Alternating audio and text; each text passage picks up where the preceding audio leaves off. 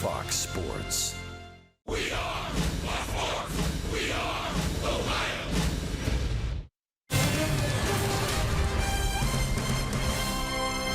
What a beautiful weather night again for baseball. We welcome you to downtown Cincinnati and Great American Ballpark. Game 3. The teams have split the front two. The Padres in town to take on the Cincinnati Reds. And what a special treat we have tonight. Not only the Cowboy Jeff Brantley in the house, but the Hall of Famer number 8 Joe Morgan in the broadcast booth tonight. I'm Tom Brenneman. Glad to have you with us. Cowboys, start with you. Asher Wojciechowski, we've seen him out of the bullpen pitch so well. He went back in the rotation his last time he had the ball and threw the ball really, really well.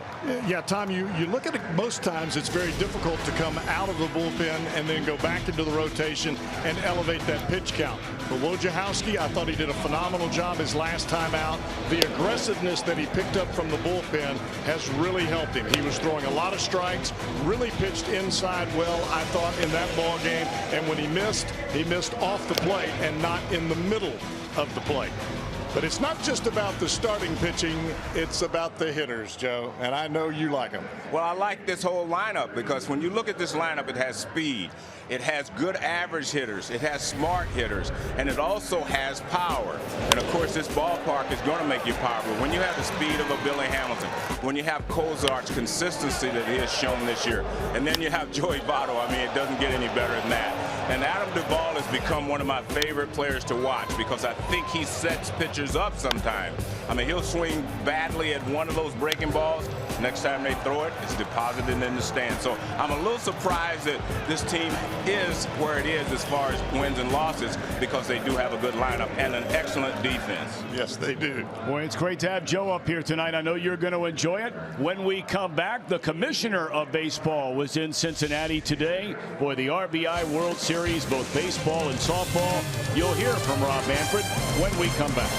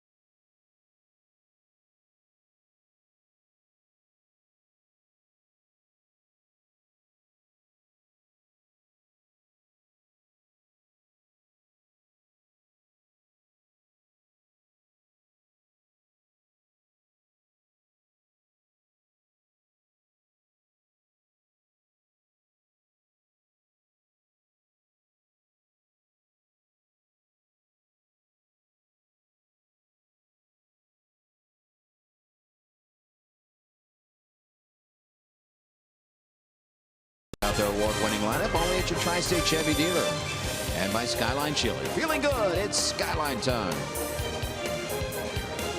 Hey Reds fans, I'm Local 12 News meteorologist John Gum, and considering we are in August and the kind of weather we can see in Cincinnati, heat, humidity, this time of the year, the weather tonight looks outstanding. Comfortable at the ballpark tonight. We'll start out close to 80 for the first pitch, sunshine, and will be clear throughout the entire game, down to 75 by the 7th inning stretch, and for the final out, 72 degrees. Enjoy the game right here on Fox Sports Ohio.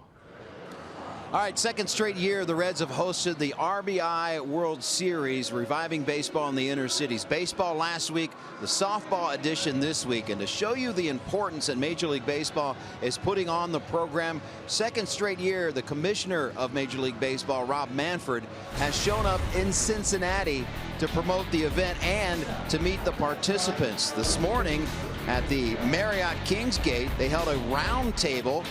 Phil Castellini and Karen Forgas of the Reds also there with the commissioner. And they were talking about all kinds of issues, including the RBI program going forward. And coming up during the game coverage, you will hear from the commissioner of baseball, Rob Manfred, about the growth of the RBI program. And the Queen City, once again, honored to host reviving baseball in the inner cities. As you saw in the open, we have a treat tonight. Joe Morgan, the National Baseball Hall of Famer, Big Red Machine member, is in the booth with Tom Brenneman and the Cowboy, and then talking about whether or not Votto's streak will go on. Back after this.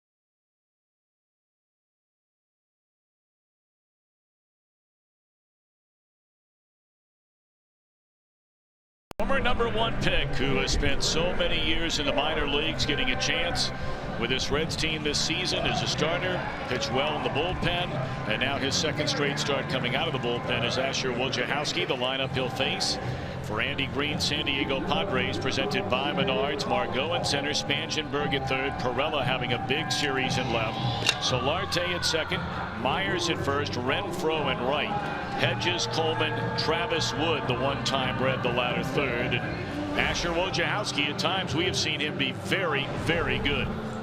Yeah, I think, Tom, the big key for Wojciechowski is getting comfortable, especially in this first inning down in the strike zone. When he misses, he's going to miss into those right-handers, and that really creates an effect for his slider later in the at-bat.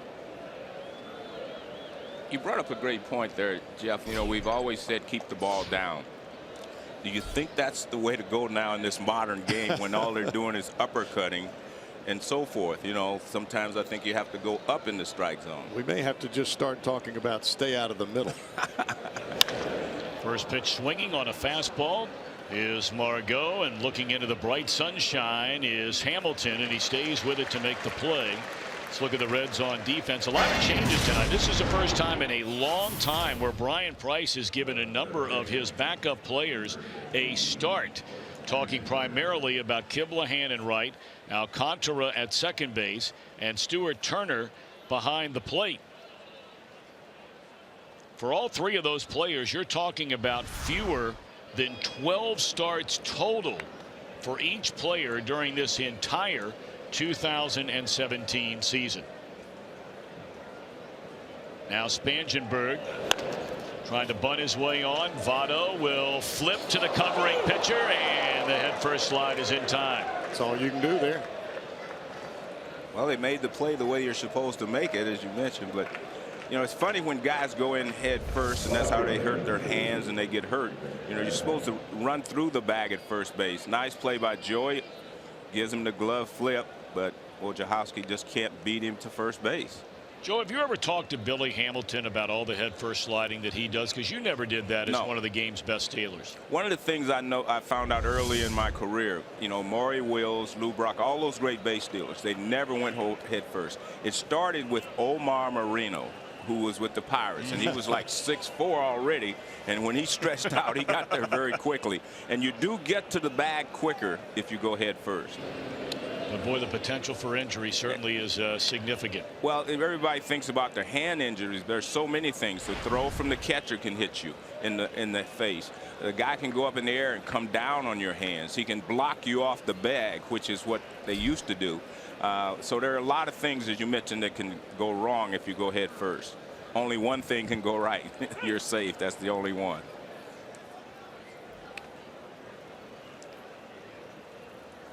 Well, here's Jose Perella. What a series he has had. He had 4 hits, was on base 5 times last night.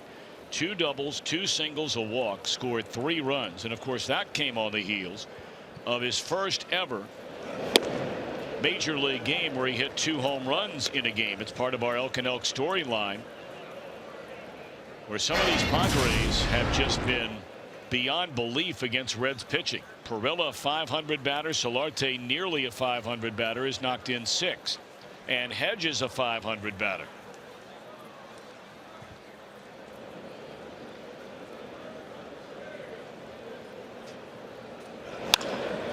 That one shot into right field, and tack on another base hit for Perella. On to second base goes Spangenberg. A little different from last night. Last night, all those balls were hit so hard. You know, I was saying you better get the married guys off the infield, because they were hitting bullets through that infield last night. Well, what about the single guys? You guys always say the married guy. Well, what about those guys? Oh, they can take care of themselves. They'll be all right.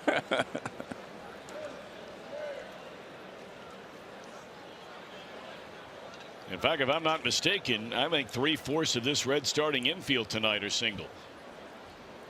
All right, now 2 on and 1 out, and a swing and a miss by Solarte. Talked to all the Padres people, and they consider this young man to be the very heart and soul of this San Diego team. What he went through last year from a personal level. Tragically, his young wife became very ill, eventually died, leaving behind the couple with 3 young children. It was a story that certainly was felt all around baseball, and there are a lot of people that root for this guy each and every day.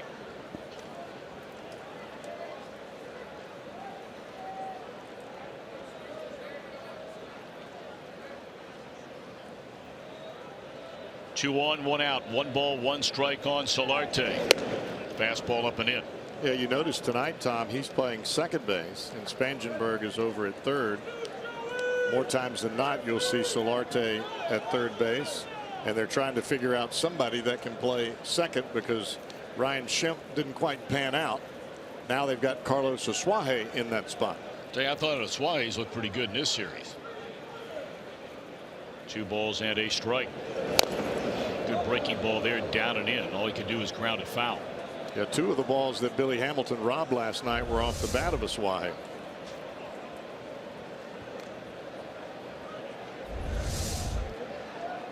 Well, Cowboy, you've been talking the last couple of nights about let's pay attention to the catcher's glove. And so far, even with 2 hits allowed, one of them a bunt single, so far it looks pretty good for Wojciechowski. Well, the thing for Wojciechowski, and Joe mentioned this earlier, the high fastball, he rides it above the hands. He doesn't miss at the belt. Now, you tell me, Joe, is it easier to hit a ball at the belt or up above your hands? The belt, of course, right there. That's what I'm saying about pitching up sometimes. Up and out of the strike zone. Change the eye level. Yeah, change the eye level. And you get ahead of the guy, and he'll use his swing at it. 2-1, 1 out, 2-2 pitch. Good breaking ball again to strike him out for out number 2. And you go back down like you were talking about. The reason guys swing at that high fastball, though, is because you see it better coming out of his hand. Yeah, but that's such a good breaking ball. I wouldn't know anything about that. You could throw those. I could. Yeah, but you could hit them pretty good. Well, you could hit them if it was down. All right, so one more tough out to go. Really, the only major league veteran player in this entire San Diego roster is Will Myers. And a first pitch breaking ball sweeps low and away. I was watching the game the other night, and you were dumbfounded, and I am too, about Myers. He stood there and took balls right down the middle when he was ahead in the count, and then he was swinging late. They let him swing 3-0, and he was hitting it over our dugout. Well, he tried to make some adjustments because that front shoulder was pulling off, and he was really starting to get into an extended slump. He started hitting the ball the other way, or trying to get the ball deeper into the plate, and he got some hits in Pittsburgh. It's not an easy play there. Suarez, the throw in time, and a nice job by Wojciechowski with 2 on and 1 out. Retires 2 in a row. No damage done. Billy to start things against Travis Wood when we return.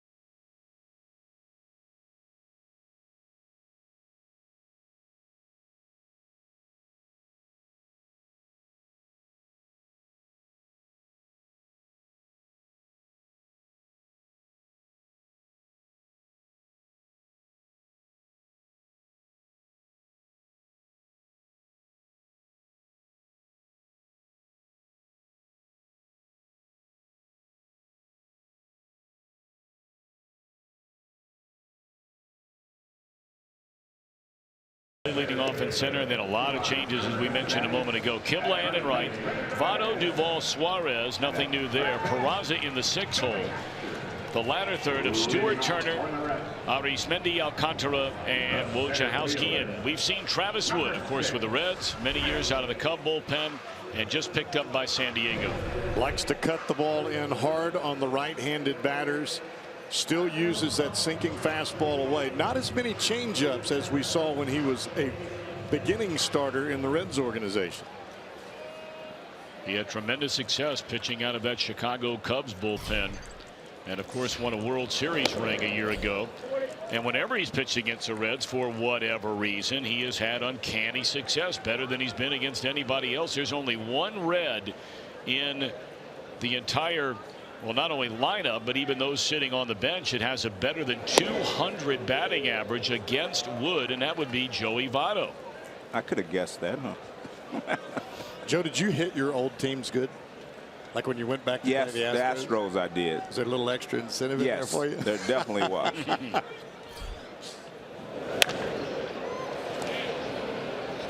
Pretty nice pick right there. That ball seemed to sort of jump almost at Solarte towards the end, and he throws out Billy Hamilton. We look at San Diego defensively. And Cowboy a minute ago talked about Spangenberg. We've seen him play the outfield, the infield. He's at third. Solarte goes from third over to second. Renfroe back in the lineup out in right. Kibland 2 nights ago hit his first career grand slam.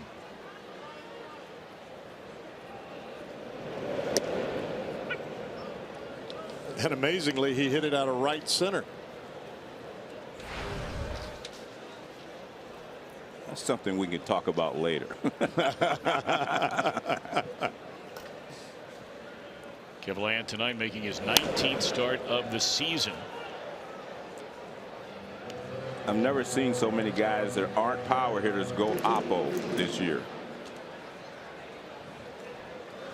I agree. This was late in the ball game the other night to really bust it wide open.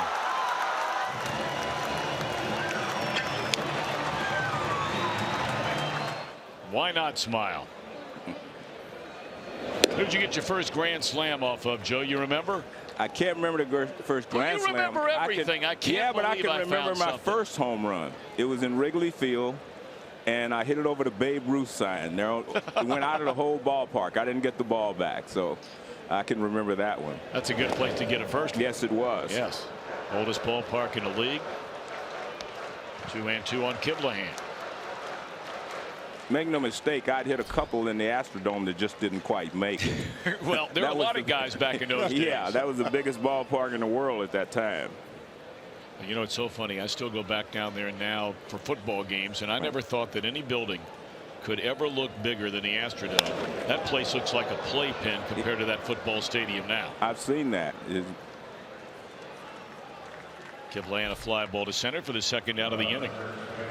That's what it made it. You know, the Cincinnati connection, your former teammate Jimmy Wynn, the power he had, and a lot of younger people may not remember that name, the toy cannon, his nickname, but what an incredibly powerful swinger he was.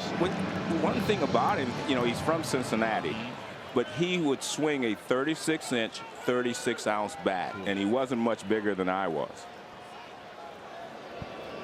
And he was hitting all those home runs when Houston was huge. When there was no inner fence, there was no line. He had to hit them in the stands. He was tied with Hank Aaron one year at 37, I think it was, and going into the last game, Hank hit one and Jimmy didn't.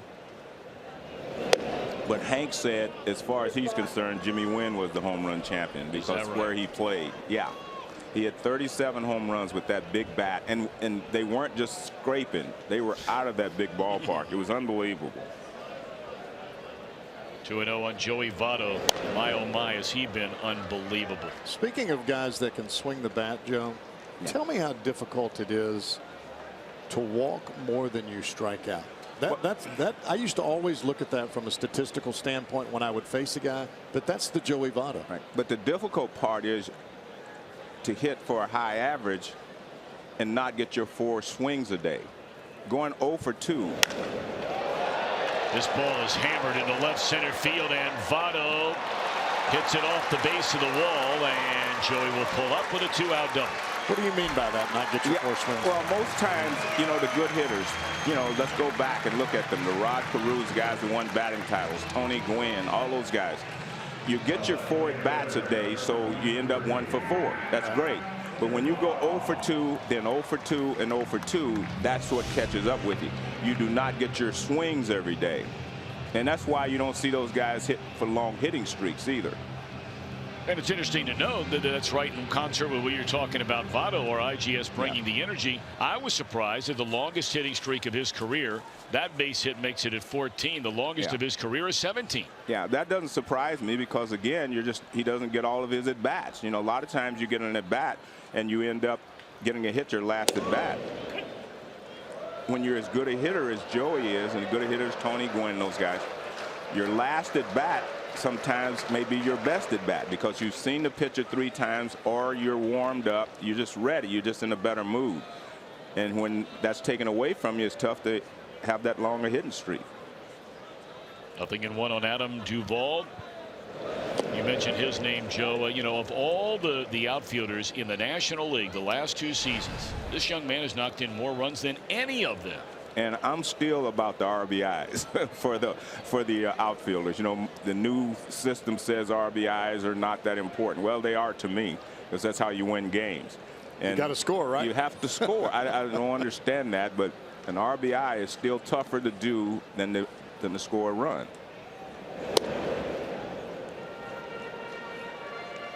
We mentioned all the outfielders, and now this tells you all the outfielders in Major League Baseball. And consider that Duvall, who last year played his first full year in the major leagues, that he is 4th on that list. Tell you the 2 names that really surprised me are Betts and Davis.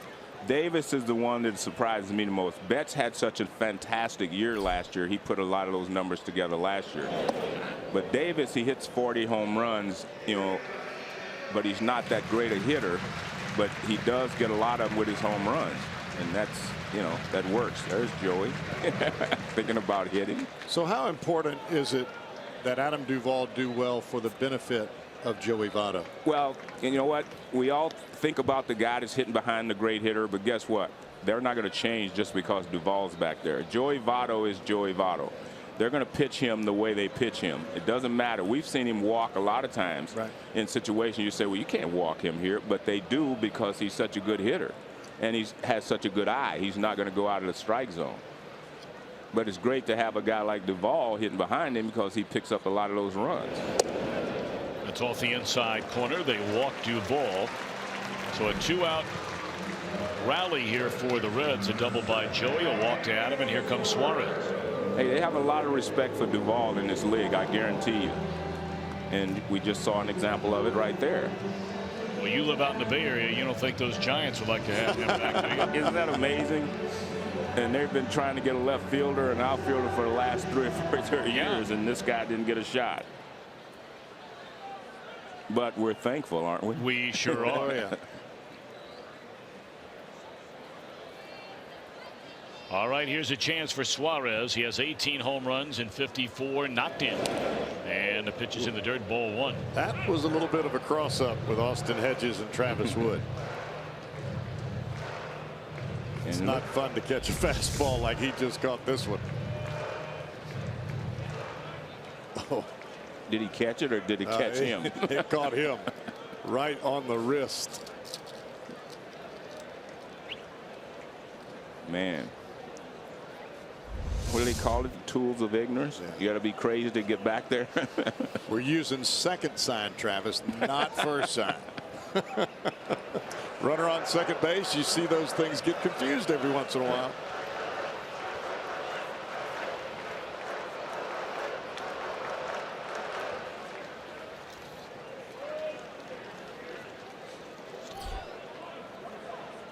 Did it help you to know what was coming, Joe? I didn't really want to know it unless the guy only had one good pitch, say a fastball. If that was his only pitch or his best pitch, yeah, I wanted to know that it was coming for sure. But like Phil Niekro, the guys could read him to know when he was throwing a fastball. But I just didn't want to do it. I just looked for a knuckleball. Yeah, exactly. I looked for a knuckleball every time and reacted to the fastball. But I remember Perez used to beat on him like a drum because he could watch, he could see every time, every pitch he was going to throw. They knew what was coming. I just couldn't do it that way. I mean, if somebody told me what was coming, okay, but to see it in the batter's box, you know, because he always opened his glove when he was throwing a fastball. And he closed it for some reason, like on the knuckleball, it was the opposite of what you would think. And Perez and those guys could see him when he got here. Here comes the fastball, or here comes, you know, and I had trouble doing that. 2 on, 2 out, 1 ball, 1 strike on Suarez, and he takes upstairs 2-1. I know one thing, the guy that if he knew what was coming, you had no chance of getting him out. That was Ben. You had no chance of getting him out. I don't care what pitch you threw or where it was. If he knew it was going to be hard or soft, you were in trouble.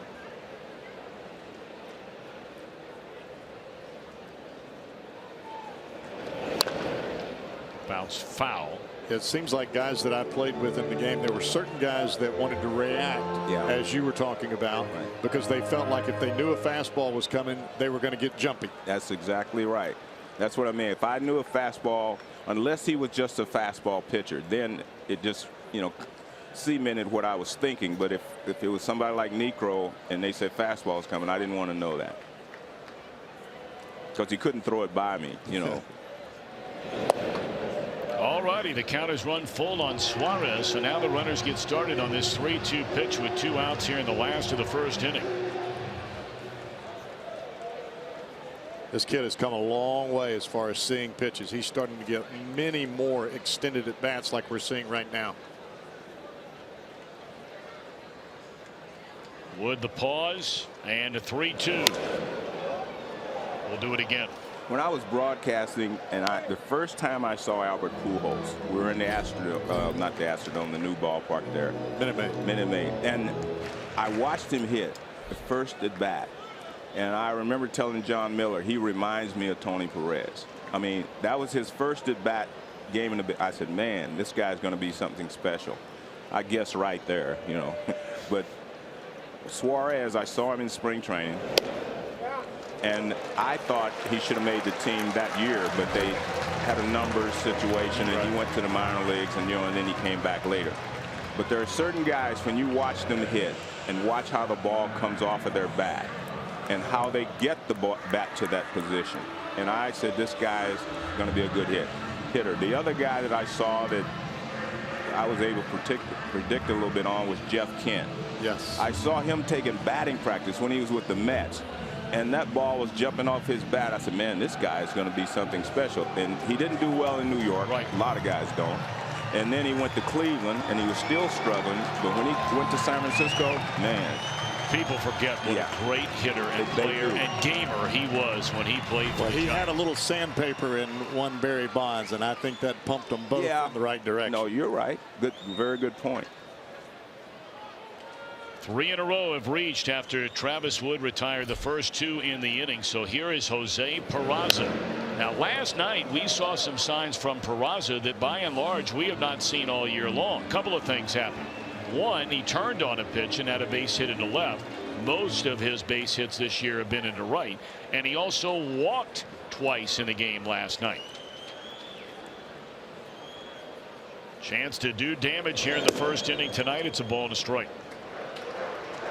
Of course, Peraza now a backup player, but because Zach Cozart went on the disabled list, he's had a lot of playing time and making the most of it.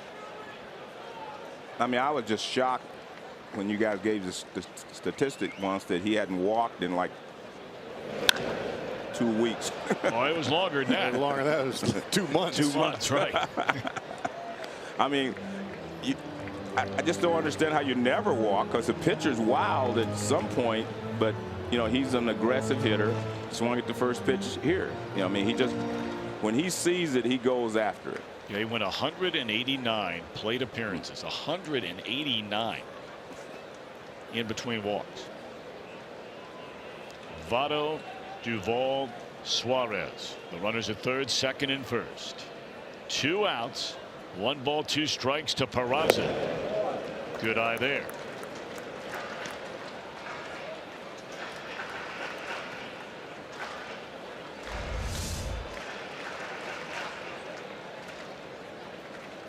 Trying to backdoor that cutter is Travis Wood. Pulled it a little bit down in the zone. Reds have scored the 4th most first inning runs in the National League this year, and they're trying to add to that figure right now as Wood went from ahead 1-2, has missed on 2 in a row. And as they say, here we go.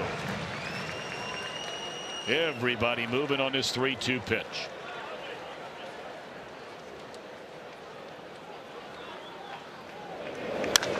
Base hit center field. 1 run scores. A second run scores. Peraza delivers the goods, and the Reds have a 2-0 lead in the opening inning. That was an excellent at bat by Peraza. Well, what was excellent, Tom, is like you said, he took, with 2 strikes, he took a pitch that was close. He hasn't been doing that. He's been chasing the pitcher's pitch with 2 strikes. This time he waits. He gets a fastball that he can handle. And he likes the ball middle in down. This is kind of his sweet spot right there where they threw that one.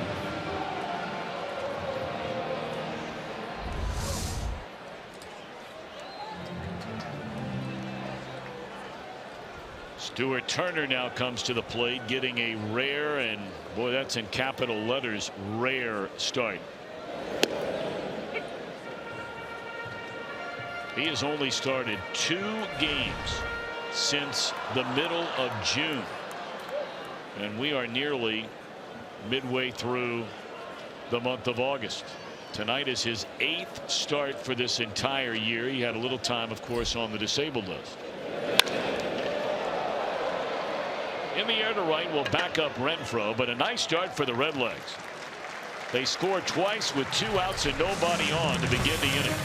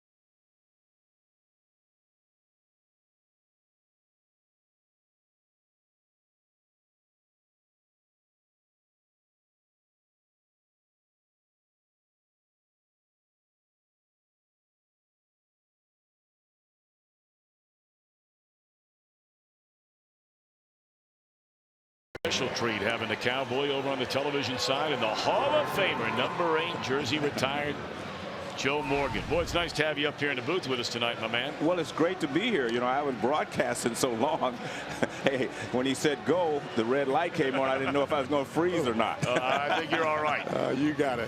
I think you're going to end up being the first guy ever that's going to go, obviously, to the Hall of Fame as a player, but also as a broadcaster. I mean, you did it for many, many years. Well, that would be a nice honor. Of course, nothing replaces going in as a player, but, you know, I enjoyed my broadcast career. I had a great time with John Miller, and, you know, it was just great. I enjoyed it. I had a great second career.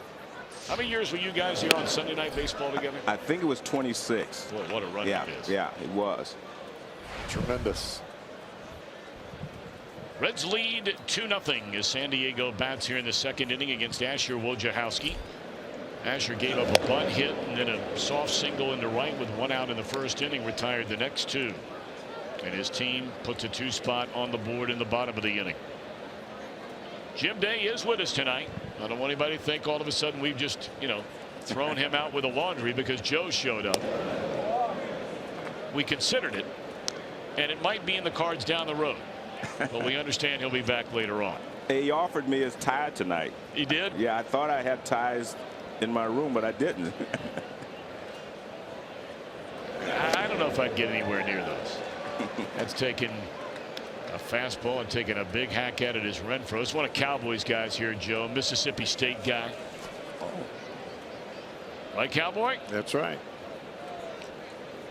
I was talking to him before the game. He's got big power. He just wants to make more contact. Nice play by Alcantara. 1 away. There's another guy in Arismendi. We talked about the You know, the few number of starts made this season by Kivlahan and Turner, well, the same is true for Alcantara. Tonight is just his 11th start of the year. I still think that's one of the most difficult things to do, Joe. I was never an everyday player, but coming off the bench, I mean, that's tough. Well, late in my career, you know, the last couple of years I did that a little bit, and you're right, it is very difficult to do and do successfully. You know who also became quite adept at that later in his career and was good at it? Your longtime middle infield teammate Davey Concepcion. Yeah.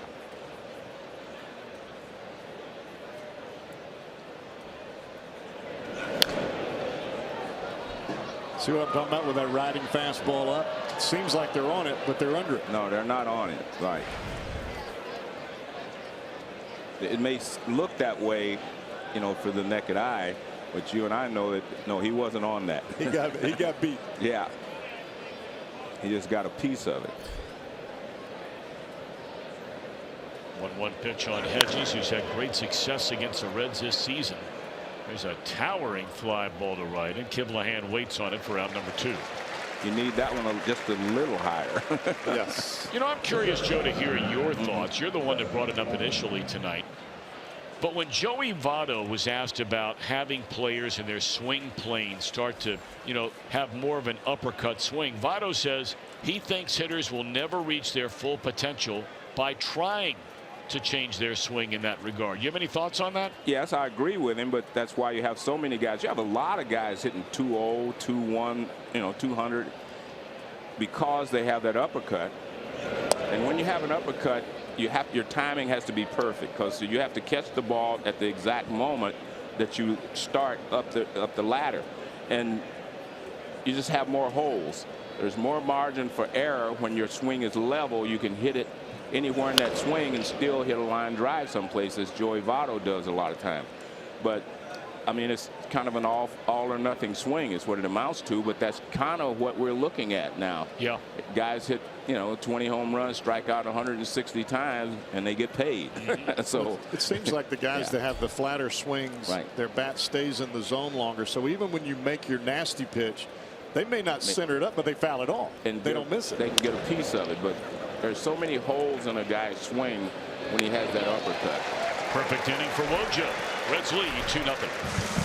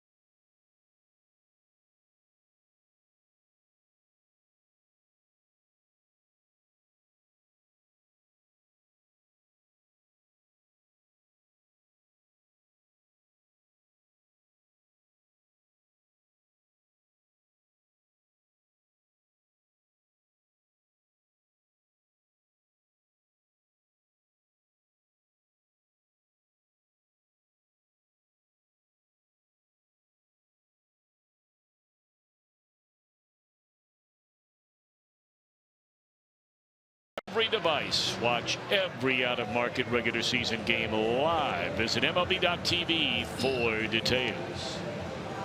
Well, this weather this week, glorious indeed, and a good start for the Reds on this August 9th night. 2-0 lead. It'll be Alcantara 8, 9, and 1 to start things. Wojciechowski next, and then Billy Hamilton. April weather in August. That doesn't happen too much. See the numbers on Alcantara and such limited playing time we touched on earlier. 1 start since the All-Star break, and he does not have a hit since the All-Star break. Hitless in his last 18 plate appearances. And he got off to a good start earlier in the year. You know, he was coming off the bench and doing a good job. We talked about this with Alcantara the other night. I mean, you could have made a strong argument that the last 2.5 weeks of spring training, he was the best player on the team. He was playing everywhere, playing every day. And some might say, well, big deal, spring training. And, you know, we get it. But then you go from playing all the time to never playing. That's why I was asking Joe earlier, that coming off the bench stuff. No, that's not that easy. does not work. It's one thing when you're getting 4 at-bats every day. It's another when you get 1 at-bat every 4 days.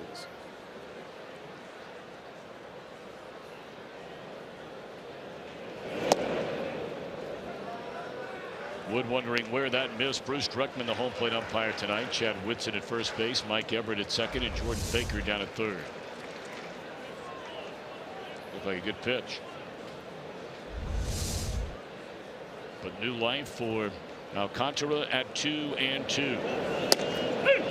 He got that call. Usually if they throw it out there and you don't get it and you let them know you want it and you go back out there, you will get it. Don't be telling our secrets now. See, that pitch to me looked like it may have been off the plate. It was not as good a pitch as the previous. Yeah, exactly. But if you take one, don't take another one. Thank you. Big swing by Wojciechowski, 0 for 8 as a batter this year. One more game to go in this series. It'll be an afternoon till tomorrow. No television tomorrow. Radio only. And the Reds are, after the game, off on another 3-city road trip. Be playing over the weekend in Milwaukee. A 4-game series starting Monday night at Wrigley Field, capped off by our first visit ever to the new ballpark down in Atlanta. And Wojciechowski's a second out of the inning. I've heard that that's the second coming of the launching pass down there. Right center field. Yeah. Oh, Nelly. You know, now old Fulton County Stadium, the ball carried a little bit. Right. Not so much at Turner Field. But I've had some players that have come in here because we haven't been there, but they've said right center field.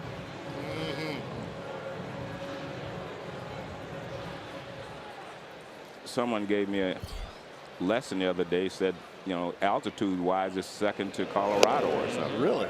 So that's why the ball flies out of there as it does in Colorado.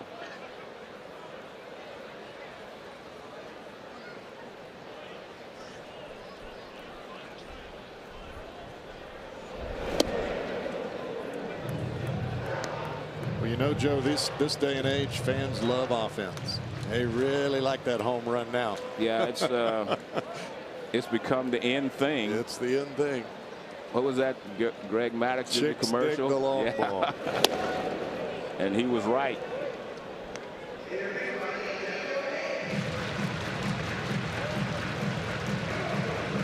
One ball and 2 strikes on Billy Hamilton. Hamilton bounced out to the second baseman Solarte in the opening inning. The one thing I'm wondering about, though, Cowboys, that last year only one guy, Nelson Cruz, hit 40 home runs. There are going to be like 15 guys hit 40, and there's going to be 50 or 60 hit 30. Now, what happened from last year to this year? I mean, something changed. Now, what is it? Well, the commissioner has been asked about that over and over and over. You know, have the baseballs been quote unquote juiced, you know, for lack of a better term, wound tighter, all that sort of thing. And, you know, he said, look, there's no way if there was a plan put in place that many people could shut up about it. Well, he also said that fans love the long ball. We're going to get the whole conspiracy theory started up here tonight. It's all right.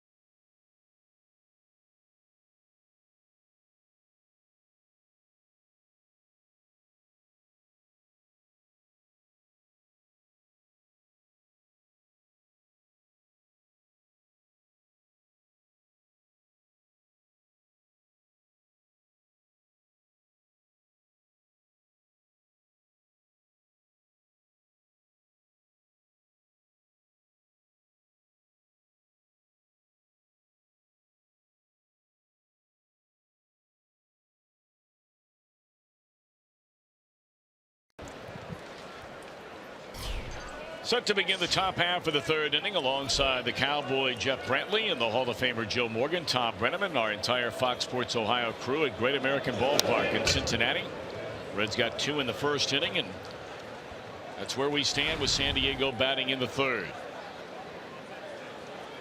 He may only have 5 at bats, but if I remember correctly, when Travis Wood had a Reds uniform on and a Cubs uniform, he can swing it. I remember he was a good hitter with the Reds. And so does Wojciechowski. Yeah.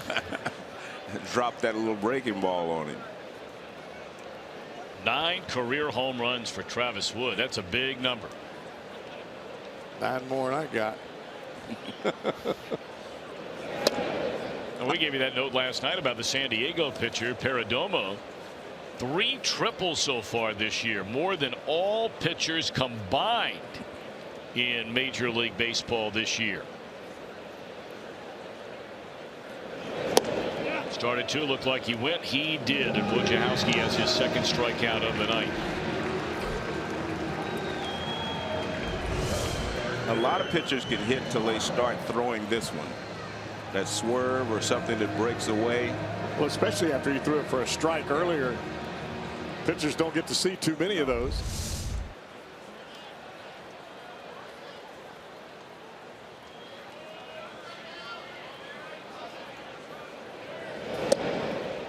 Of course, Joe, wouldn't you? I mean, you tell me, if you know a pitcher can throw a breaking ball for a strike and he does it in that at bat, don't you have to respect it a little bit definitely more? Well, you always try to wait a little longer because you know he can throw it for a strike, so you can't sit on the fastball. A foul ball. Joe, you and I were talking earlier this morning. You like this Reds lineup, and you've really been impressed with their defense. And last night on full display. Well, I can't believe that Billy Hamilton hasn't won a Gold Glove. That's the first thing. I don't understand that. And Duvall, when he came here, you know, they didn't know how good an outfielder he was going to be, but he's proven to be a Gold Glove type outfielder as well. And he throws guys out and he makes plays like that. But Billy, this is kind of routine for Billy. I've watched him do this so often.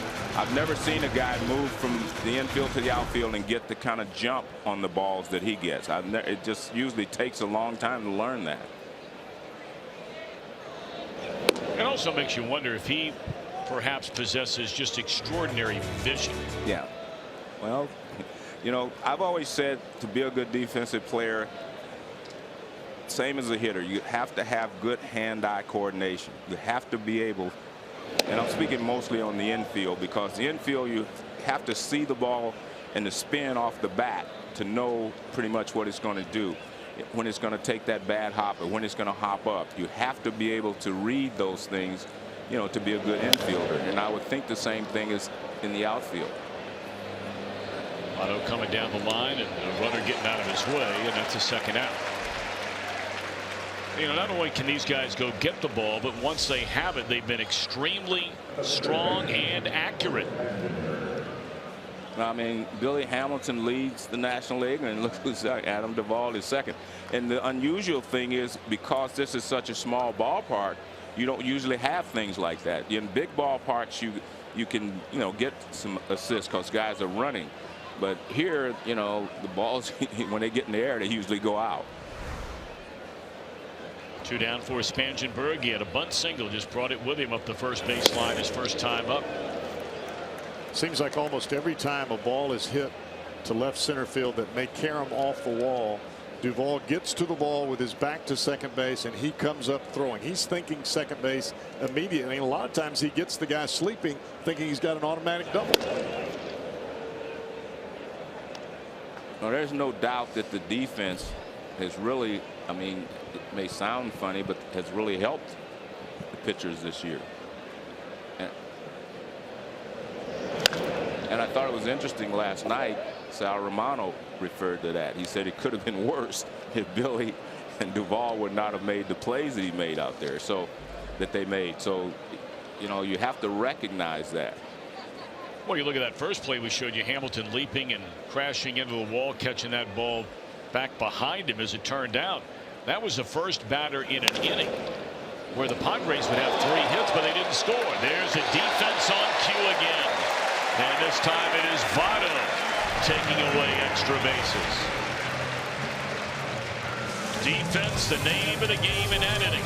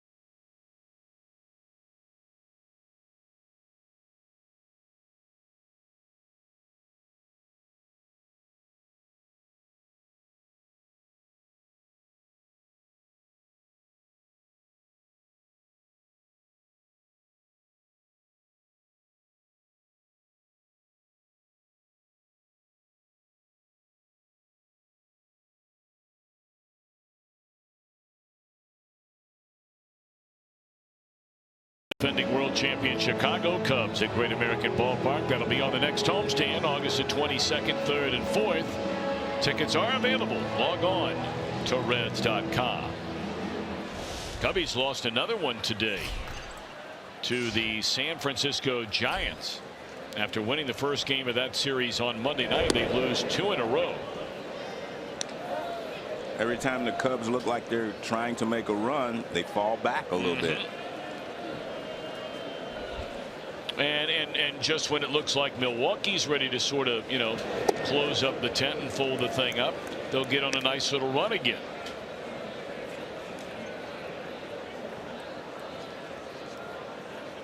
So Milwaukee has a chance with a win tonight against Minnesota to pull back within a half game, and all of a sudden St. Louis now over 500 for the first time since early June, and the Pirates now are just 1 game under 500 and just 3 games back.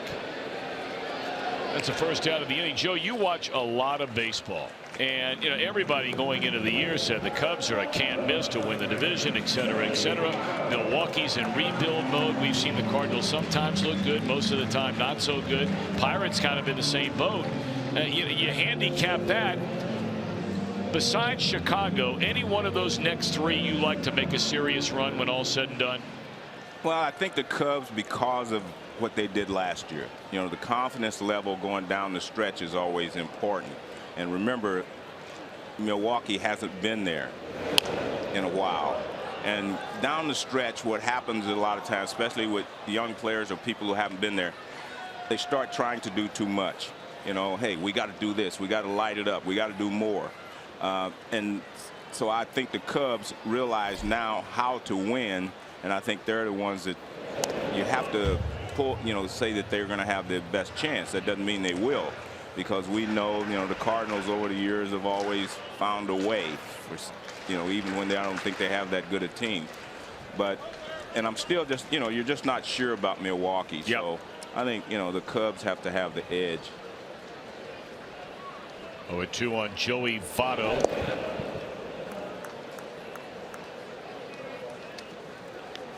Votto with that double in the first inning. In his last 7 games, now he has a 14-game hitting streak after that double. In the last 7 games, in his first at bat of the game in the first inning, he is 7 for 7 reaching base. He has 6 hits in 6 at bats along with a walk. Well, right there is the reason, the discipline that he has at the plate. He doesn't chase balls out of the strike zone. He doesn't chase a pitcher's pitch. With 2 strikes, that's pretty much a pitcher's pitch. And if you look at the Fox track, it says it was too. But he was able to lay off of it. And now he may get a pitch up in the strike zone and he can drive it. But look at how much he's choked up. It gives you far more bat control than you have when it's down at the end. Unusual right there.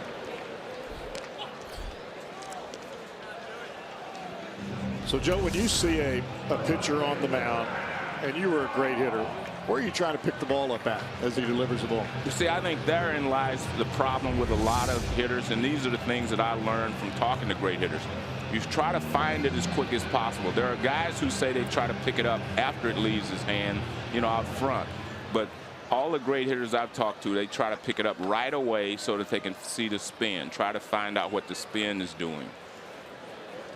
2 now, nobody on for Adam Duvall, and he's down a strike. But there are a lot of guys who pick the ball up. They wait till he releases. They say they don't want to watch his motion. They don't want to watch all that stuff. And then they pick the ball up once it's out front. Personally, I think, you're always better off the sooner you see it, the more time you have to adjust to it. And you don't have to rush. So with a guy like Wood, do you pick a window that's just above his left shoulder? Correct. Well, he found that window, if that's what he's looking for, because he hooks one down the line into left field. A base hit. Yeah, but as I've said before, this guy has showed me that he knows what he's doing in the batter's box, and he seems to get better. And I think sometimes he'll set a pitcher up because he'll look bad on a pitch. They come back with that pitch later in the at-bat, and guess what? He either hits it out of the ballpark or he hits it hard someplace. So he has really progressed, in my opinion, over the last couple of years as far as just being a hitter. We saw all the power last year and all that, but I think he's a far better hitter this year than he was last year. He doesn't seem to ever overswing, right? If that makes sense. No, that makes a lot of sense, because we see that today. I mean, we see guys swing and fall down. We see guys do all those different things, and you keep your balance. That's why Joey Votto is such a great hitter. He has great balance. And I'm seeing Duvall get more and more like Joey in that his balance is better and better each year.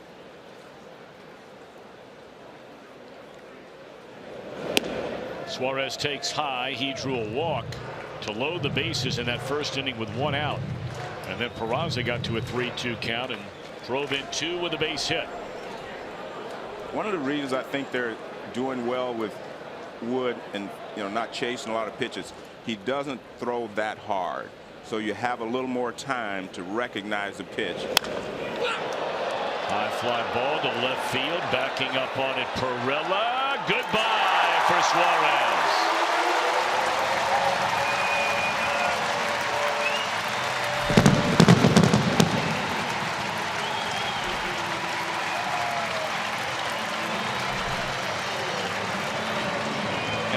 makes it 4-0 Reds on number 19 for a Eugenio. And one of the things we're talking about, when the ball gets in the air, whether it's here or any place else, though, the ball just seems to carry. And that's why I think there's so many more home runs. So this pitch is down. Basically, it's not up. You know, before they say if you keep the ball down, you're going to stay in the ballpark. That's not the way to do it anymore. It doesn't necessarily mean that you're going to be successful if you keep the ball down. And like I said, when that ball gets up in the air, it seems to have more backspin than ever before, and it just keeps going. Did you ever do a dance like that, Joe, in the dugout after hitting a home run? No. Did you ever think about it? Ever want to do it? No. You do it now when Red hits a home run? No. All of those I guess no is the answer. Yeah, all of those are no-nos for me. All right. You know. Can you imagine Tony Perez? You got to exactly what I was thinking of when you said that. Yeah, can you imagine me and Tony Perez doing something like that in the dugout? First of all, Sparky would be right behind us saying, "What are you doing?" But hey, you know, I'm wondering if they have a chart with those dance steps on them in the club. I'm with you, because Billy has one with everybody on the team, and they're all different. Yeah.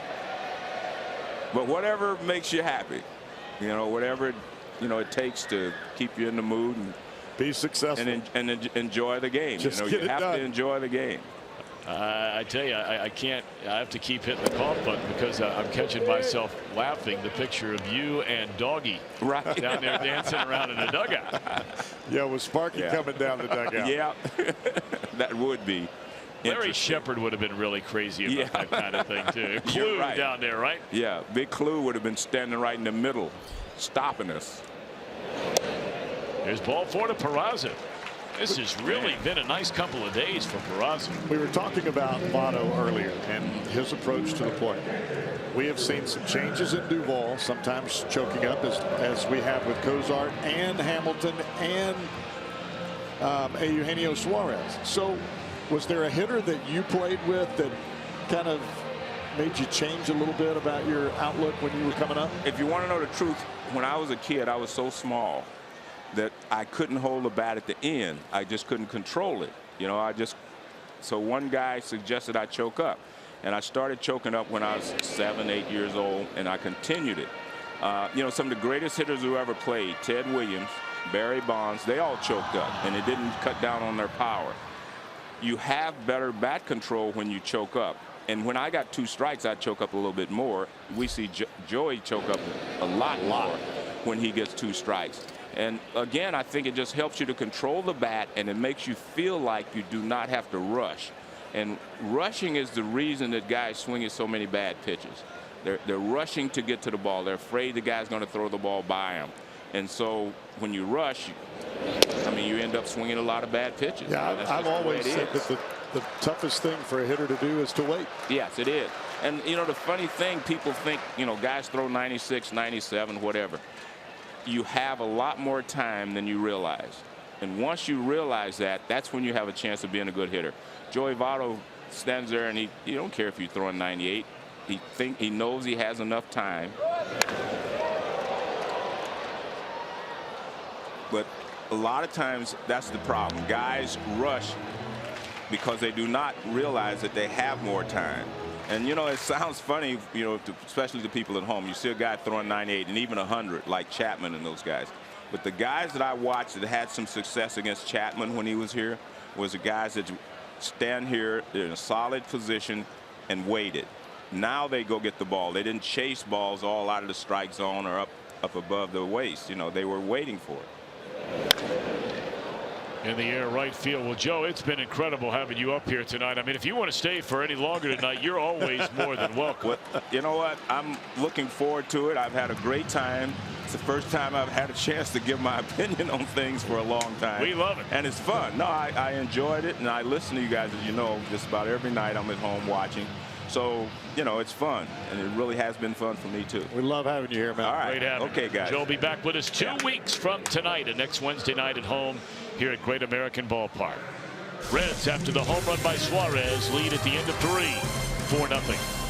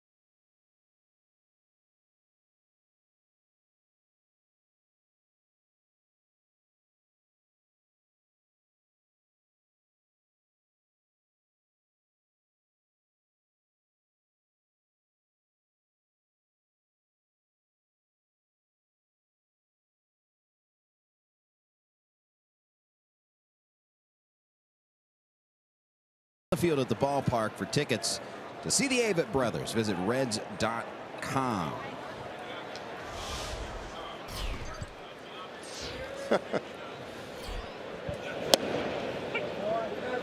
I mean, when Joe Morgan comes into town, he's in town a lot, but you know, he went through some health issues, and he told us before the game, for the first time in a long time, he's starting to feel like the old Joe again. And then you can just tell by the energy he has up here. It's just been awesome to have him.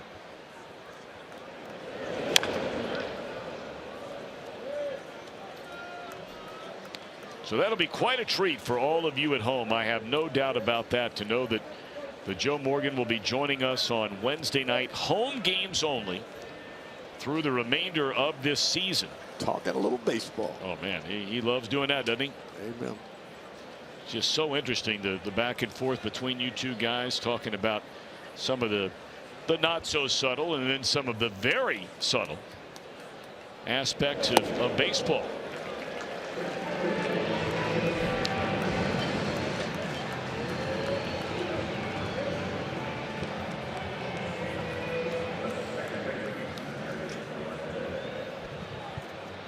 Meanwhile, here we are again, Cowboy, and you and I were in the booth together last week to begin this homestand when Asher Wojciechowski was put back into the starting rotation. And, you know, his first go around in the rotation, it didn't go so well, but it had been a long time since he had done that at the big league level. They put him in the bullpen. All of a sudden, he finds his groove, if you will, and now this is his second straight start where he's really pitching well. Well, I think the key word there is pitching, and we were talking about it earlier. He's not missing with the fastball in the middle of the plate. He's either changing the eye level above the hands, or he's got that hard breaking ball down, or he's had a few fastballs that he's been able to locate down and away as well.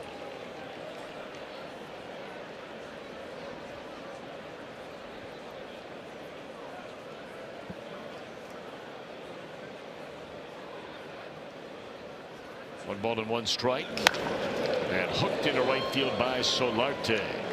His first hit tonight. Coming up later on, as always, we'll have our Miller Time moment, brought to you by Miller Lite.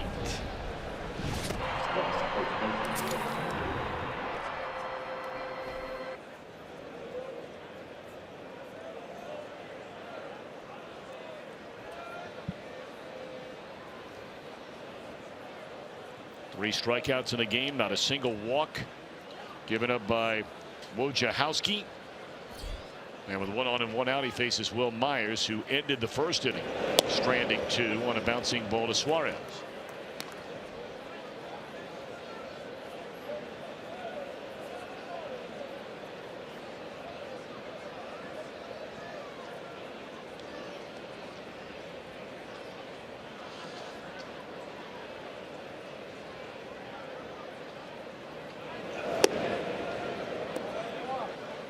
Pretty good pitch right there. Not sure how you missed this one. That was right down Broadway. And it's not like he's all over the place. One ball and one strike on Will Myers, and Wojciechowski misses with a breaking ball. 2-1.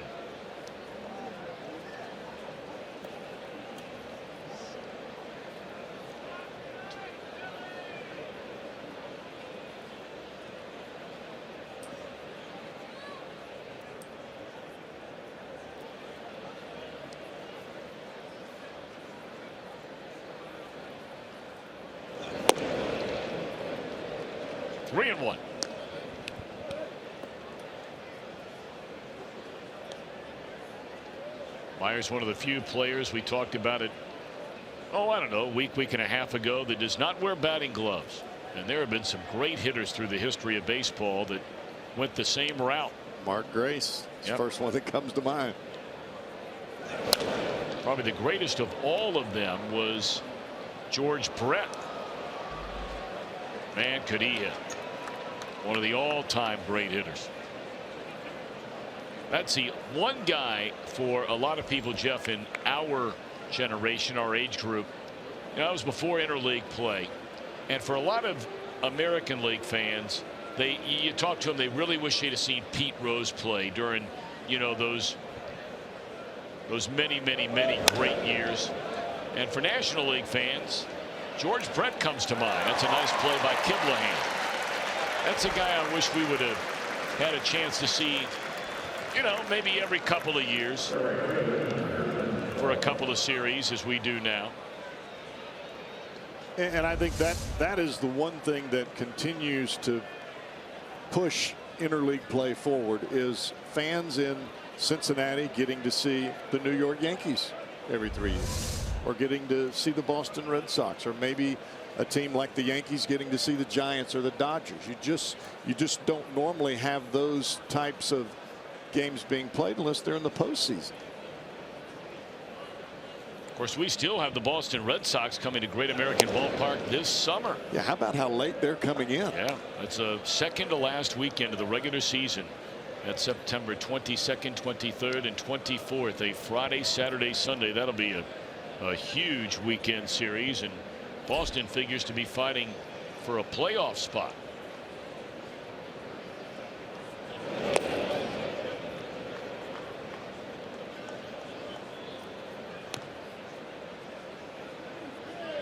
Two down, runner at first, 2-0 on Renfroe, who bounced out to Alcantara his first time up.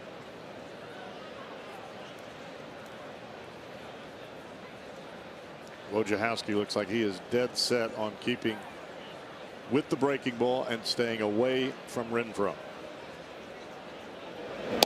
Yep, and paints the outside corner with it this time.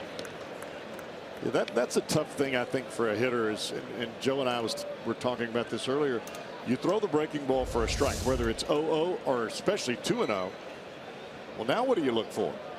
It's not like you can go up there looking for a breaking ball, or the fastball's in the mitt before you swing.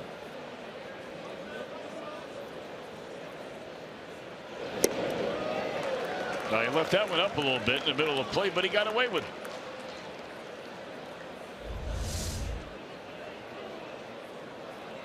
Oh, did he get away with it? Renfroe pulled off of that one. You could see his entire body action going back towards the third base dugout.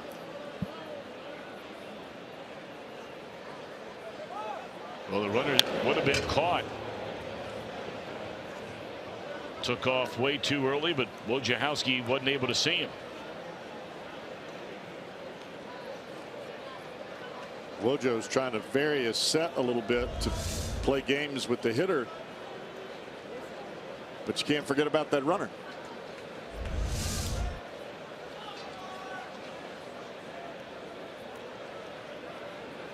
Two balls, two strikes, runner at first, two outs. Reds leading 4-0 in the top of the fourth inning. And Wojciechowski again. Oh my. Right on the money. That's a 94-mile-per-hour fastball, and that's a fourth strikeout of the night for Woj. Pitching so well so far tonight.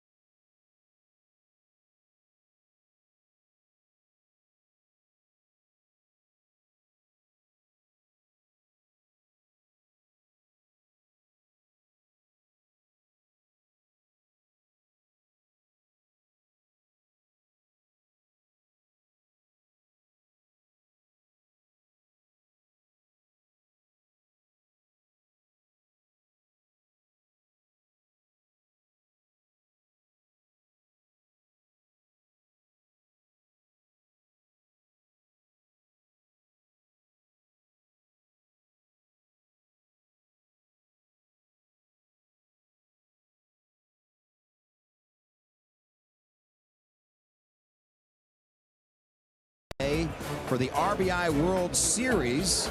And they held a roundtable today. Phil Castellini and Karen Forgas representing the Reds there. And the commissioner was able to talk to us and talk about the growth of reviving baseball in the inner cities. One of the best MLB academies. I think our major league population is about 8% African American right now, and over the last 5 years, the first round in our draft has been about 20%. Almost all of those kids that are drafted have some touch with one of our programs, whether it's an academy, the RBI program, one of the elite development invitationals, and we really do believe that the investment we've made in giving kids the opportunity to play the game in underserved areas is paying off. Well, we talked about this last night. Kudos to the commissioner for showing up. He did so last year as the Reds hosted the RBI World Series last year. And it just shows you the importance they're putting on reviving baseball in the inner cities, that the commissioner of Major League Baseball stops in, holds a round table, and meets the participants. Well, it sure does. I mean, you know, look, Commissioner Manfred has made it very, very clear. His top 2 edicts are to get young people back interested in playing baseball, and whether that's playing or the girls playing softball, whatever it is, interested, so as they grow up, they become people who buy tickets to games and watch games on television and all that kind of thing. And the other being, of course, the pace of play, which has been talked about so often, and so much so that the commissioner is flirting around with the idea, and apparently he has the authority and the power to do it, to as early as next year implement a pitch clock in Major League Baseball, something he's already started in the minor leagues. Yeah, I think one of the best investments that you can make in our young kids today is show them that you care. Not writing a check, not throwing things around, just show them that you care about what they're doing and wherever they are, whether they're playing baseball or whatever it may be.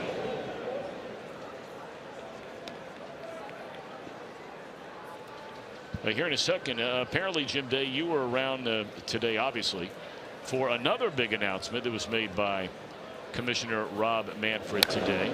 Go ahead and talk about that. Yeah, MLB announced the newly created Players Weekend is coming up August 25th through the 27th. And this is a jersey that is inspired by Little League uniforms. Now, during that weekend, players are going to be allowed to wear these colorful jerseys, colorful spikes, and on the back, we just happen to have the Cowboy. That would be Jeff Brantley, former number 45 for the Reds. Players are going to be allowed to have their nickname on the back of the jerseys that weekend, as well as wearing uniquely colored caps and spikes. And additionally, on the right sleeve will feature a patch with a blank space on it to write a name of a person or organization that influenced or inspired that player.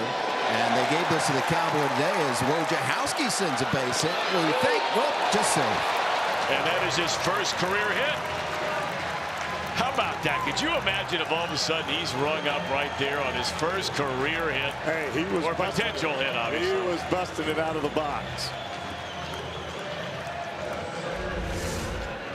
This ball's clubbed now. You see, when you see that right fielder coming in, he's thinking, all right, I better hurry up.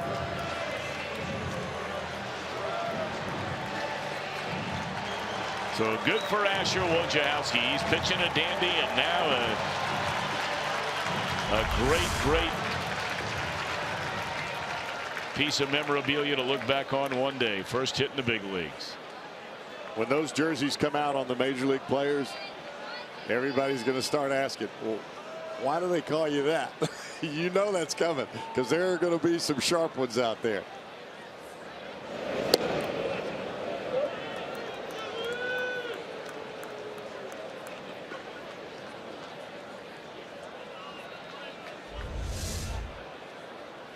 So there's the baseball, and they'll make sure he has that later on. They'll make sure it's authenticated and right back to Asher Wojciechowski's locker. Now, Cowboy, on that Players Weekend, you have to wear that jersey in the booth. Who says? Oh, come on. Are you kidding me? You have to wear that thing. I haven't worn a jersey in a long time. I know, but you be looking good.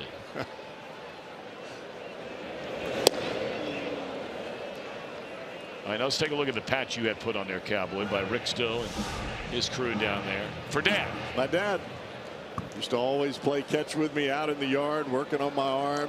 Get your arm up, son. If I missed the target, I had to go get the baseball.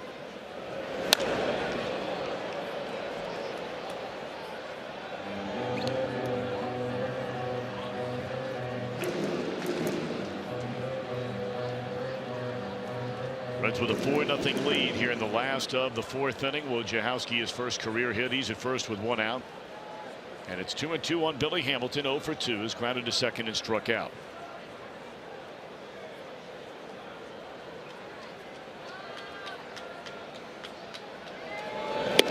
And he strikes out for a second time. That's 5 of them for Travis Wood. Yeah, I guess every kid plays catch with their dad. Some kids with their mom. Yep. I can remember the last time I played catch with my dad.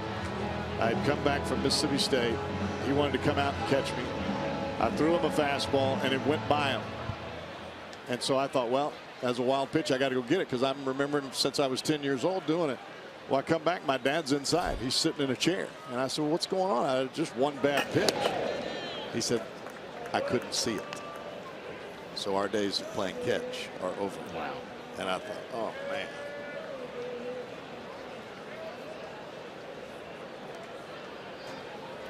That is a moment you will truly never forget. I will not forget that.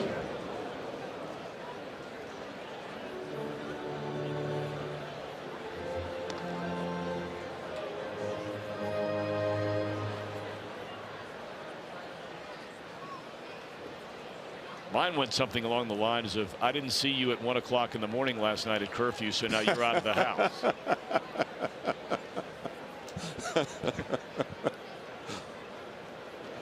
That's a joke. There's a swing and a foul ball back out of play, or at least partly.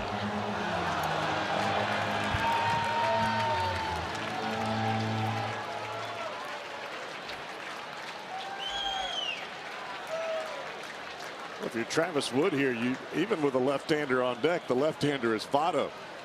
You better go get Kiblahan here. 1-2 delivery. Just upstairs, and Kiblahan does not chase it. Did you notice the smile on Wojciechowski's face when he got to first base? You can be as serious as you want to be, but when you get your first hit, you feel like you're 10 years old again. Sounded like he broke his back, and that's because he did, pulling that one foul. I think he caught that one off the end of the bat, a little bit out in front. No, that was down on the label. There's your buddy down there, Tom. Oh, man, I'm telling you, I just love the effort. Love the effort. Guy's been giving it up all year long and making some big-time plays. And I think that's his twin brother down the first base line again tonight. 3 balls and 2 strikes. Now see, his brother's laughing at him. So you have one brother who's a lefty. You have another who's a righty and likes wearing his sunglasses at night. Wasn't there a song? Yes, it was. Check. I wear my sunglasses at night.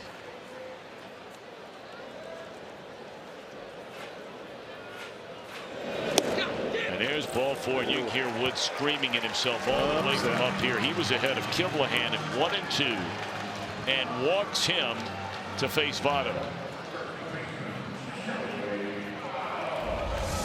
But you give up a hit to the pitcher, and as you said, you're 1-2 on the guy hitting in front of Votto, and you walk him. Now you got to work a little bit. You know, it should be noted of the brothers working down each line, the one down the first base line, he was playing for that Cincinnati RBI team in the World Series this week. The one down lefty, the the left-hander, the left-hander. He was on the mound, Cowboy. Throwing strikes. Well, he's got that grin on his face like he is going to wear his brother out tonight at about 11 o'clock when they head back to the bedroom. After diving for that ball, Yeah, not coming up with it. Right, yeah, right. He's coming after it. All right, here's Votto. Extended his hitting streak to 14 games in a row with a double off the left center field wall in the opening inning. And then Wood struck him out in the third.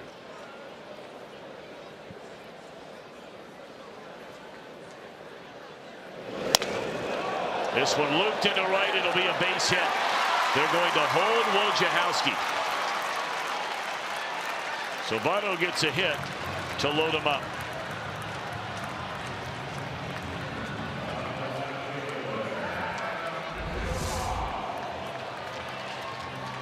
Off the very end of the bat, look at that, just shatters right in his hand.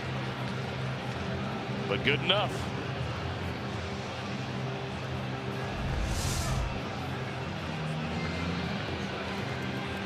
Votto saying to Freddie Benavidez, that's a bat I've been using to hit 14 games in a row.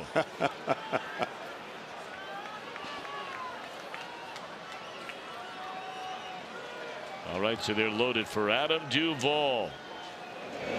He's been on twice, scored twice, a walk and a double.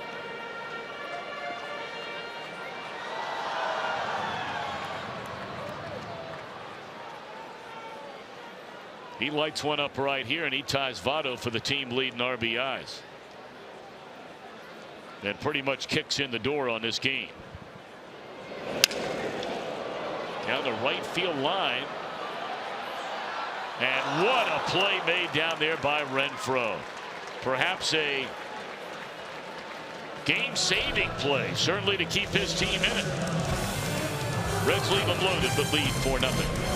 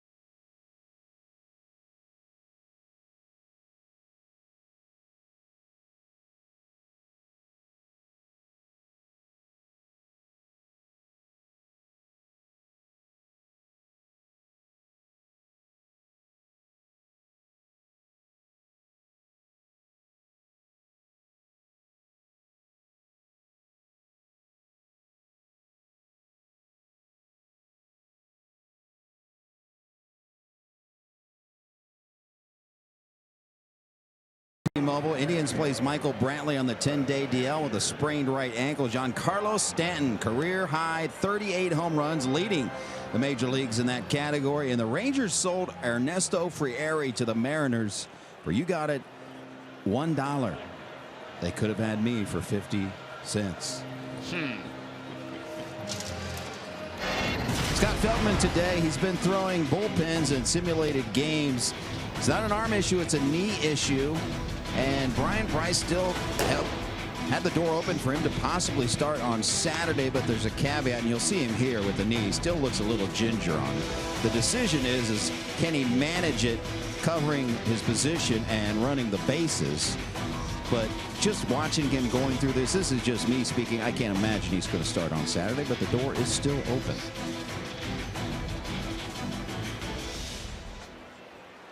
I would agree with Jim. I watched him today. Looked like he was favoring that right leg a little bit. Looked like it was tough for him to bend down. But we'll see.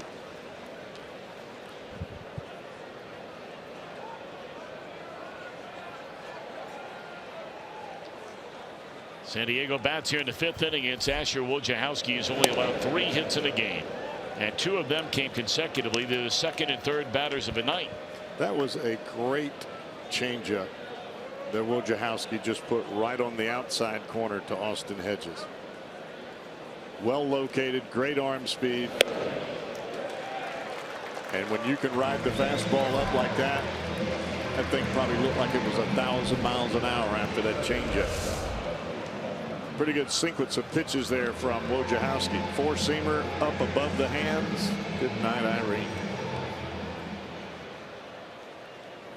And so far, anyway, for a guy who, at least in a limited number of starts we saw him make this year, and he really only had 3 until now this second go round, 5 days ago and now today. He was not very pitch efficient. He has been that tonight. That's just his 58th pitch of the game, and he's throwing a pile of strikes. He's thrown 42 strikes in this game and only 17 balls. But this is the guy we saw out of the bullpen. Now, granted, a lot of the games that he came in were games that had gotten out of hand a bit, but he still made pitches when he had to, and he was very aggressive within the strike zone. And sometimes that clock starts to tick in your head, and you think, hey, I can do this whether I'm starting or coming out of the pen. And it looks like it has started to work in the favor of Wojciechowski now. He's not trying to pitch off the edges of the plate. He's aggressive after the hitters. Let's see, you get into the whole then debate, and it's not putting the buggy in front of the horse here, but I mean, look, you know, there were a lot of people that were really upset about the idea of Bronson Arroyo at 40 almost getting starts this year instead of so many of these young talented pitchers in the Reds organization. And if Wojciechowski, you know, gets through another inning tonight, and I'm sure his pitch count's not going to be really high tonight. It's only his second start back in it. But the way he's going right now, you say to yourself, all right, he's a little older than some of these other guys. Not terribly so, but he's a little older. You know, do you have him start games instead of fill in the blank? And you know, then you get into the whole thing about, well, the team's trying to win games, managers trying to manage games to win, obviously, each and every night. So if Wojciechowski's giving you the best chance to win, you know, do you go that route, or do you say, you know, we might like this guy's career down the road in the bullpen, but we got to start get a look at some of these other guys? Well, I also think with Wojciechowski, at least in this limited format that we've seen him, he's throwing 2-1 breaking balls. He's been able to locate pitches when he's had to. He pitches inside with effectiveness. A lot of times for a young pitcher coming to the big leagues, it actually helps to see somebody out there on the mound that's doing what you're being told. Okay, well, I'm being told to pitch inside. I'm not really sure exactly how to do that. You see a guy out there doing it, and you think, oh, I can do that. 2-0 breaking ball, instead of trying to bounce it out in front of the plate 1,000 miles an hour, you just put it on the outside corner. It's more of an 80% pitch rather than a 110% pitch. 2 away in the inning, and now the pitcher, Travis Wood, strike one. Wood struck out his first time up. 5 strikeouts, not a single walk for Wojciechowski.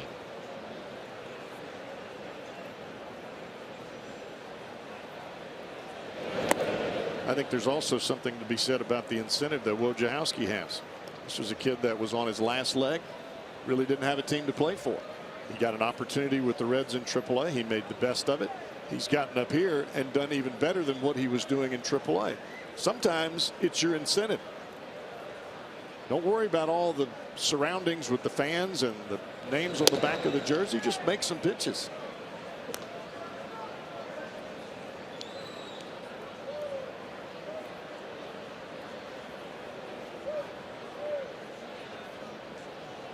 Two balls and a strike against his counterpart. And pulled foul. One of the best lessons I ever learned, Tom, was watching Rick Russell pitch. He was facing Dale Murphy, who I thought was one of the better hitters I'd ever seen growing up. First pitch, sinker, about 86 miles an hour. He hooks it over the third base dugout. Next pitch, slow curveball, about 60 miles an hour, bounces in the dirt. He misses it. He threw him an 85-mile-an-hour fastball, a four-seamer, up just above the hands. And Murphy swung so late that he dropped his bat behind his back. And I thought to myself, well, I can do that, because I know I throw harder than 85. So you start to learn a little bit. Okay, it's not how hard I'm throwing it, it's when I throw it and where. Up into the air. Will this be playable for Suarez? I think that ball may have even fooled him momentarily. Not that he could have had it, but he thought it was going to go further back in the stands until the very last moment. That's what a lot of those foul balls do. They come back to the field of play.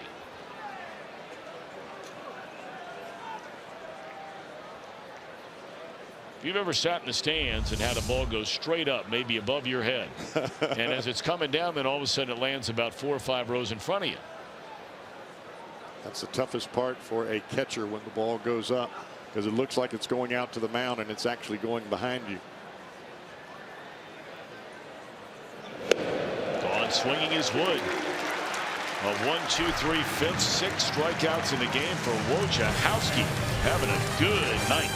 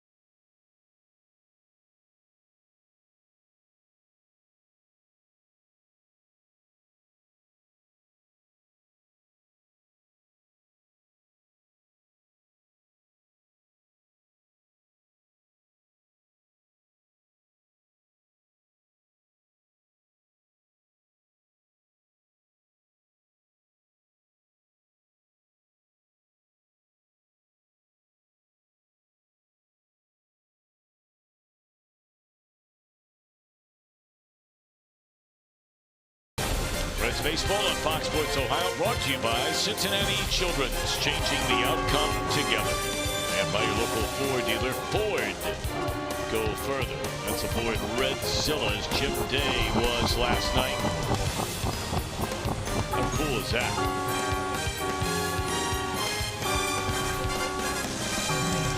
Baby's got some torque on it, doesn't it?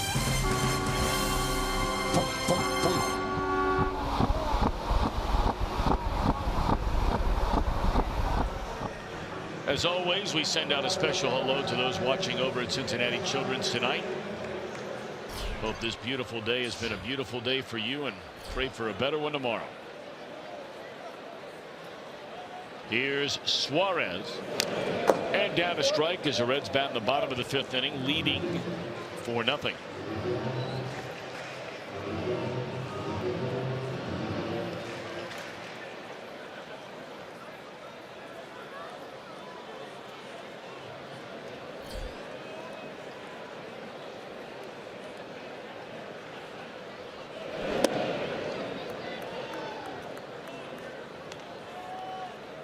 Suarez, a walk in the 1st inning to keep the inning alive for Peraza, who wound up driving in 2 with a single.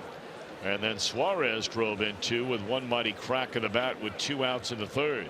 Number 19 on the year for Suarez.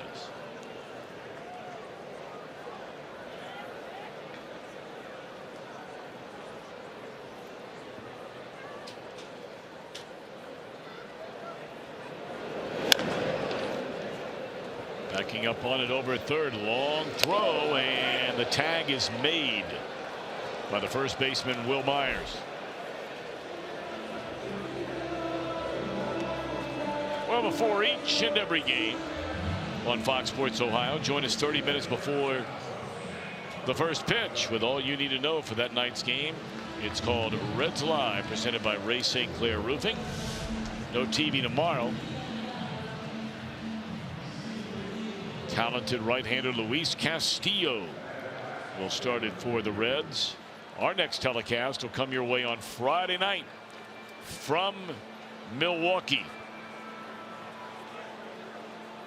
Are the Reds challenging this call over at first base? They are. They're challenging the tag. Pretty good acting job by Will Myers, because it looked like he got him in live speed. But right there, it looks like he just waved the wand.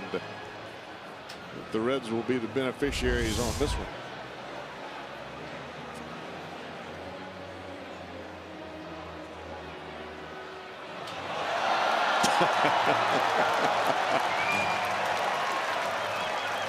He missed him by 6 inches. Spangenberg's throw was towards the home plate side. And Will Myers did a pretty good acting job there. Sweeps it through, picks it up, acts like he got him.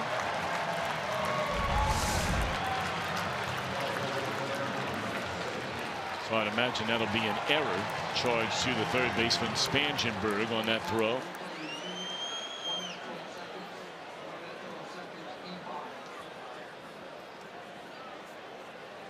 And that it is. Here's Peraza, who's had another good night in the plate tonight. Bases loaded, 2-run single to center in the first inning on a 3-2 pitch, then drew a walk in the third. Short center here, and the first time they've retired Jose tonight.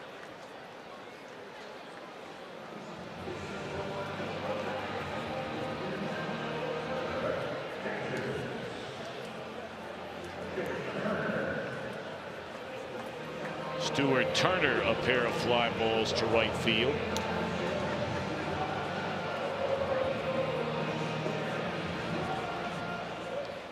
This had to be, you know, the best year of Turner's life, because he's been on a big league roster the entire year. Having said that, I would imagine in many ways it's been the most awkward year of his baseball career. You know, when you consider the fact that the Reds brought him in as a Rule 5 draft, he never played early in the year. And you say never, I mean, that was compared to what would come later, which was really never. I mean, early in the year, remember, Mesoraco was on the disabled list, and so every now and again he'd get a start just to give Barnhart a day off. But that lasted only until the end of May. And we mentioned this is only his third start since the middle of May. So he rarely ever gets in a game. And look what he's done with this one. It is bye-bye. And that is the first major league home run in the career of Stuart Turner.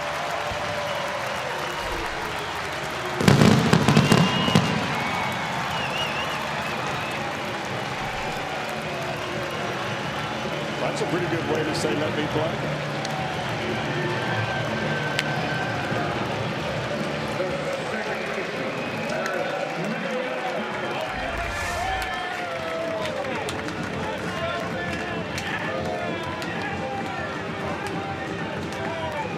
Strong kid. Wood tries to cut that ball in on the hands of Turner, and he just didn't quite get it in there. Boy, Strong is right too now. I mean, this guy's a monster.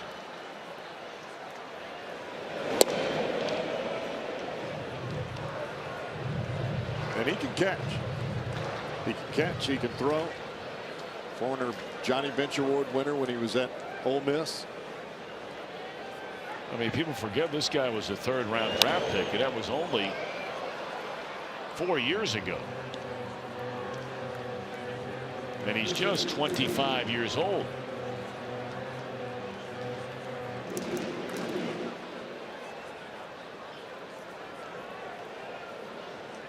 Now Alcantara with one out behind 0-2 and rounds it foul. So the Reds taking it to him so far here tonight, now with a 6-0 lead. And by the way, I failed to always mention the names of those brothers down there. That's Patrick Foster, and his brother Mark Foster is a left-hander over on the first base side. Both went to Norwood High School and now at the University of Dayton.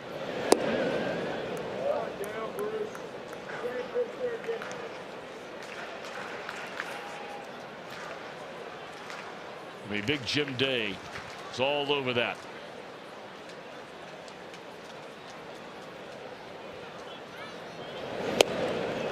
Two out.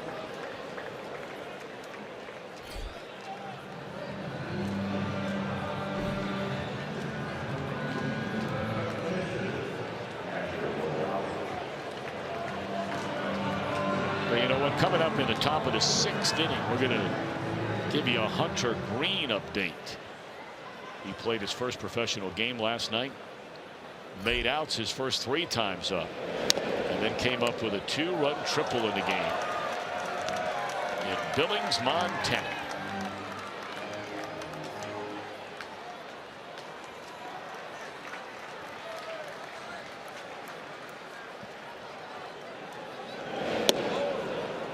Wojciechowski got his first major league hit his last time up.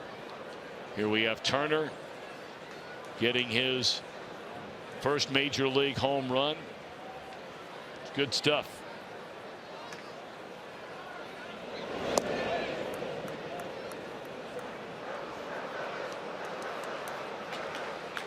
Some pretty good smiles for your battery right there. Boy, you talk about an unlikely battery when this season began.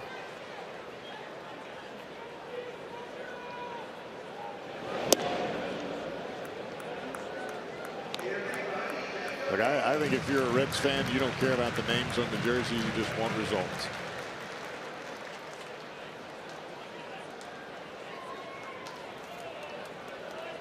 Two and two to Asher. And that's strike 3, which ends the inning. But a first and a moment that Stuart Turner will never forget. His first major league home run.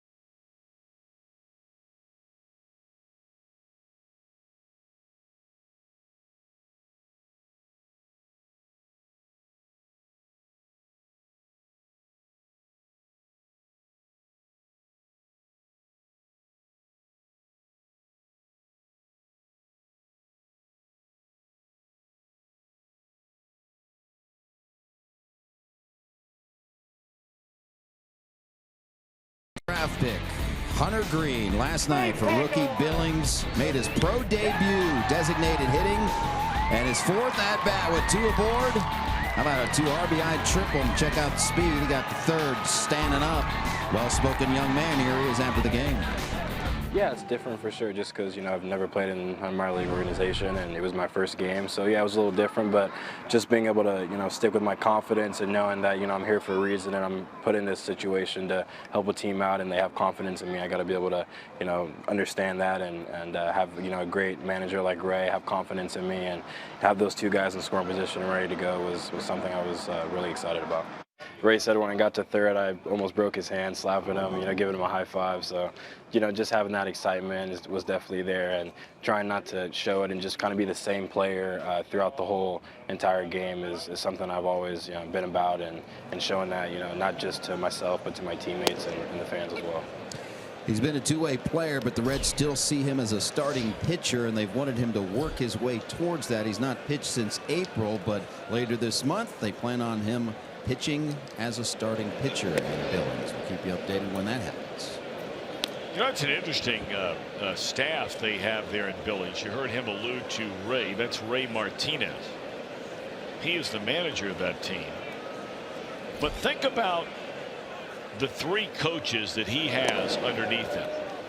The pitching coach is Seth Etherton. Remember him? I do. Former #1 pick by the Angels in 1998, pitched in the big leagues for quite a while. Chad Cordero, a former relief pitcher of the year. Cal State Fullerton. Pitched in his career for Montreal and Washington. And then Orlando Merced is the hitting coach. His first year there. Merced could hit a little bit too now. Well, yes, he could.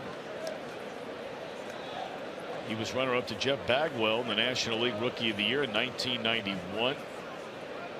Played 13 years, did Merced. And his best years came with the Pittsburgh Pirates. That's a pretty nice staff they have there. I would say so.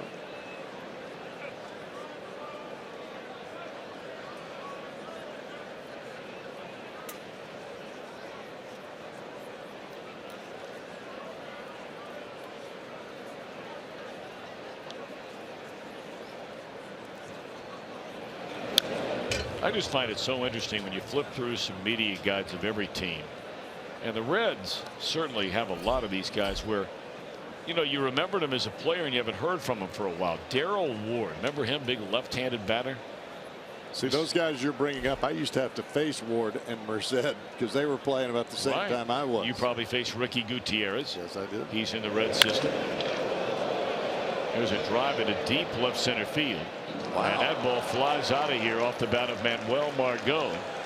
And San Diego on the board. I didn't think he got it that good.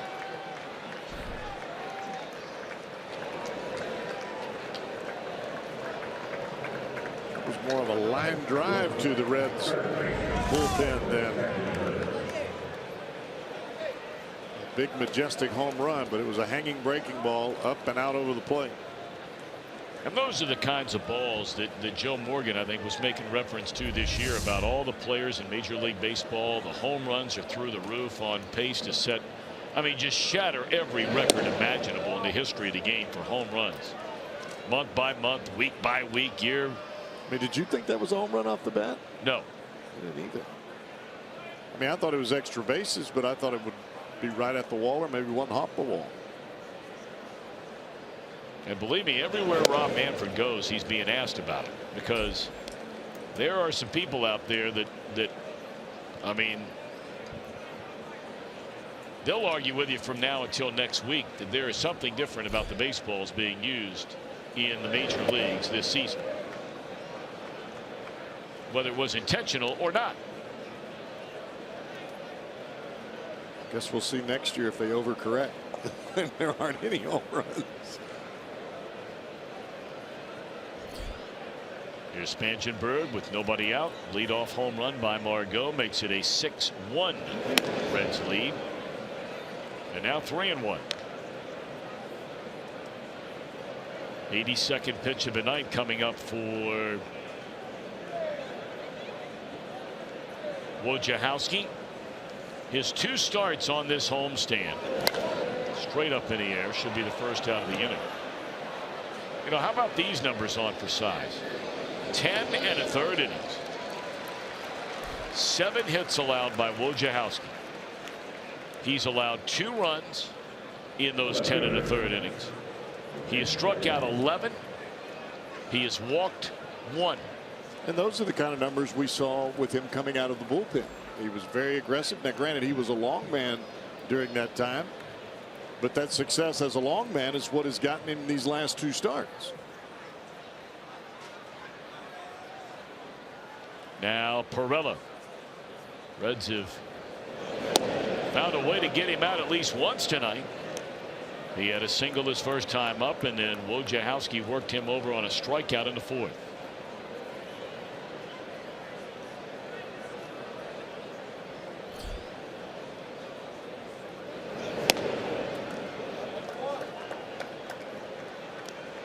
Just after 9 o'clock Eastern Standard Time here in the heartland of America.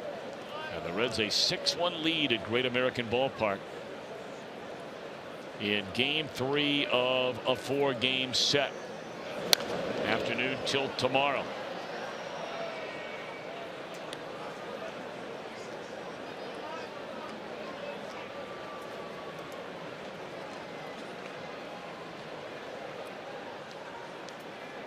Wojciechowski has got that big starter body. I mean, he's a big kid. And you would think that if he can get used to the pitch count, his body can handle that type of workload. Well, that's a nice pitch right there. Breaking ball, Pirela looking fastball, and just a harmless little roller down to third.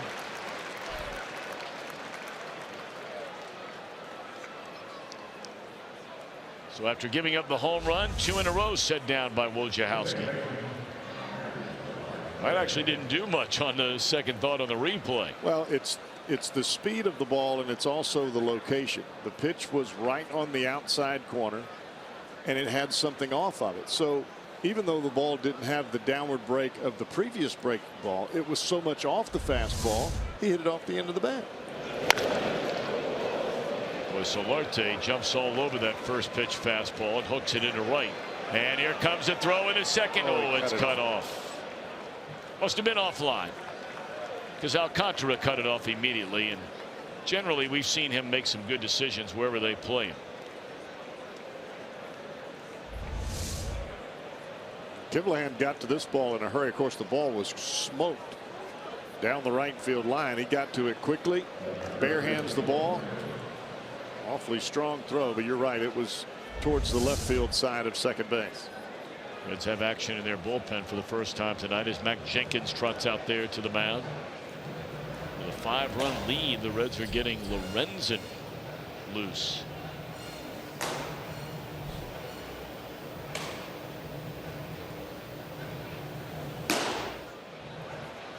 Of course, we saw so many times last year where, you know, on nights where the Reds would have a starter pitching well, and you wait and you wait and you wait to get the bullpen started, and the next thing you know, 6-1 turns into 6-4, and it's almost too late.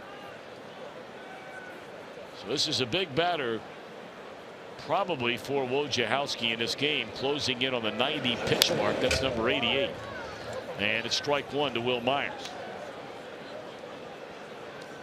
Myers does not have a hit in this series. 0 for 9, 3 for his last 31.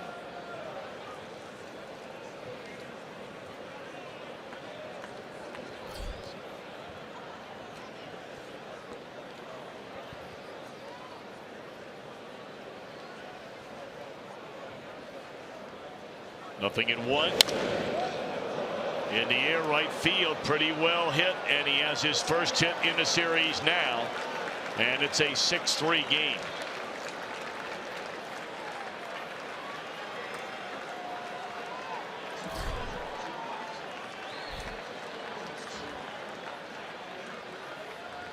Well, this is one of those situations you talked about, Tom. You can see your starter running out of gas. There's only so quick you can get that bullpen ready.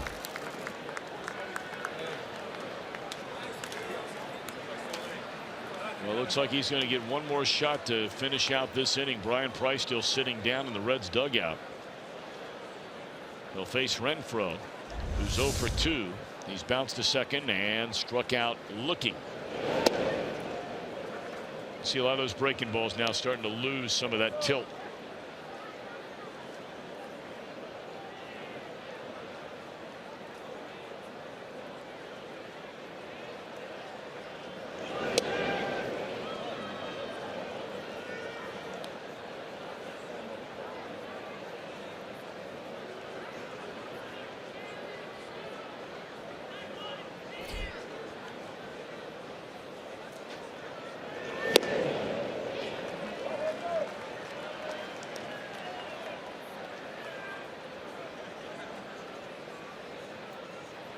Right now, Wojciechowski is down about 3 or 4 miles an hour, even on the fastball.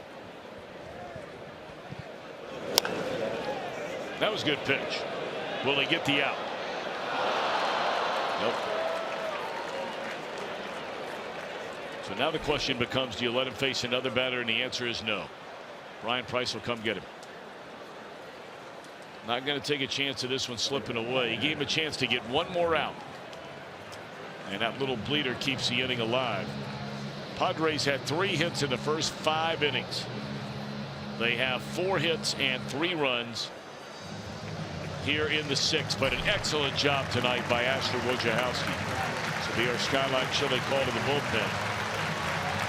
Reds lead by 3.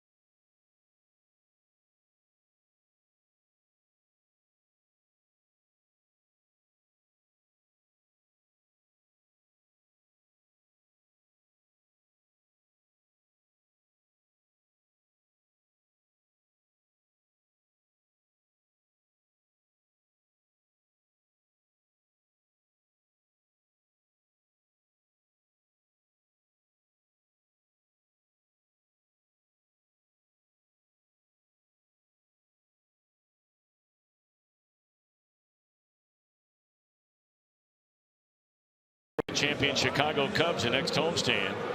Why not come on down to the ballpark?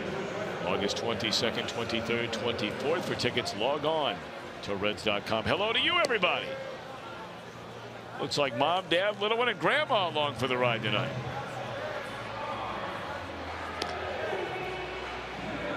That's a Bill Ankenbauer crew.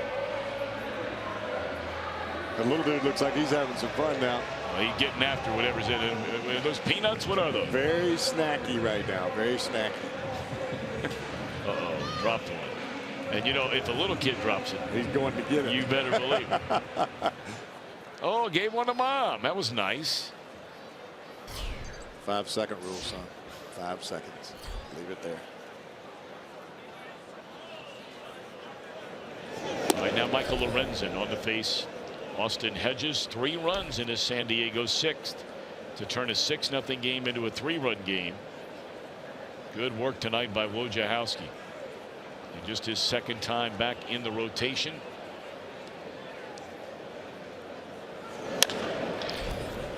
Suarez a long way to get it, and that'll end the inning. So Lorenzen gets the final out. Wojo in line for a win if the bullpen could get 9 more.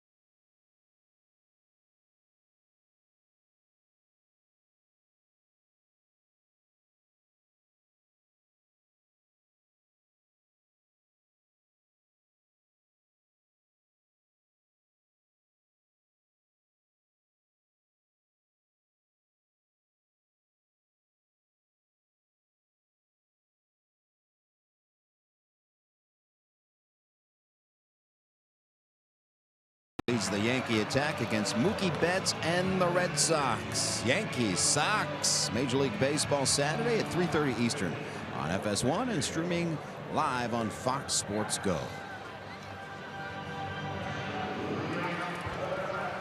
Well, if a Red hits a home run off that Toyota sign tonight during our game, Brian Engel of Georgetown, KY, will win that Tundra. Register for your chance to stop by your Cincinnati and or Northern Kentucky Toyota dealer. Carter Capps for the second time in series. Just brought back to the major leagues on his 27th birthday after missing all of last year. The Reds have gotten to see him one time. Couldn't quite finish up the inning, but seemed to be healthy and have his arm strength back.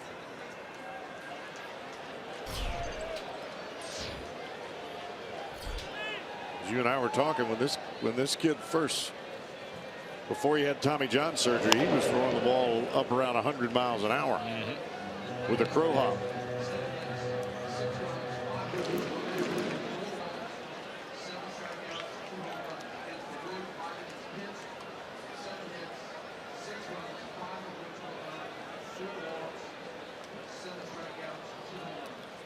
So Travis Wood gives up 7 hits and 6 runs, 5 earned in his 5 innings tonight, and Billy just loops one into left field. And that'll be a base hit for Billy Hamilton. His first in 4 at-bats.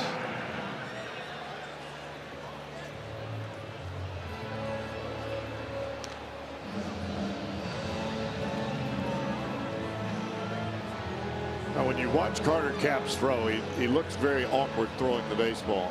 And when you have a rule named after you that keeps you from jumping off the mound, landing, and then throwing again, that should tell you a little something about Carter Capps' mechanics. Talked about it the other night. They felt Capps was getting an advantage by pushing off the rubber and then almost a crow hop and replanting the back right foot, pushing off again from the dirt. And so even though he didn't throw a pitch in baseball last year, they changed a rule that basically is the Carter Capps rule. You know, we've talked so much about Billy Hamilton and how his numbers have improved dramatically, batting average, on base percentage, that kind of thing, since the All-Star break. What doesn't really add up much is the fact that despite the fact that he's getting on base more, not only is he stealing fewer bases, he's being thrown out more than at any time during his major league career. So go figure that. Since the All-Star break, he has 6 stolen bases. He's been thrown out 4 times. Now, the Reds have played in a lot of blowout games, to be fair. There he goes, and he won't be thrown out this time. It didn't matter if he dropped the ball or not. Well, I think as you move along in your career at the big league level, it becomes more difficult to be successful because everyone else knows what you do best. So they're going to concentrate on keeping you from embarrassing them by stealing bases. Same thing if you're a fastball pitcher that throws 100, people are going to go up, they're going to look for it. That's exactly what they're going to sit on. So you have to continue to adjust your game to keep it at the top end. Well, this motion by Capps, the catcher virtually has to do nearly the impossible to throw any base stealer out, much less a guy who runs like Hamilton. So it might only be another pitch or 2 before Hamilton is breaking for third.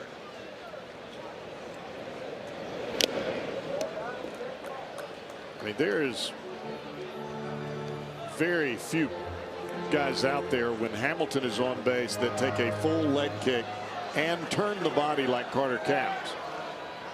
I would think if Billy really wanted to take third base, he could do it right now. Question is here on 0-2, might they pitch out?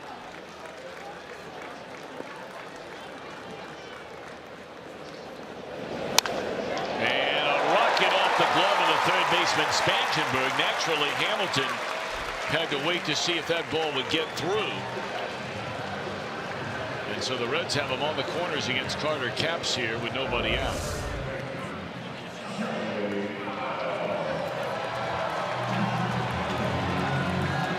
remembering in his career, Carter Capps, there have been 34 stolen base attempts against him when he's on the mound. Only twice has a base stealer been thrown out. So Kimland may be running. If you're a former defensive back, surely you've got to have some wheels there, right? Covers the ground in right field pretty well.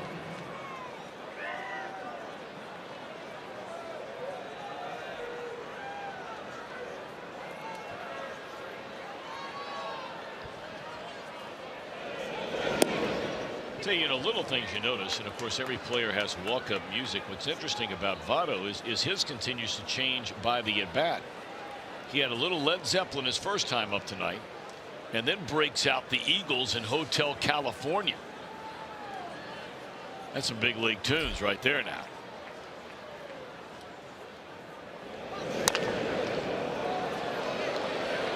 They will get one, and that'll be all. Votto will be credited with his team best 82nd run batted in.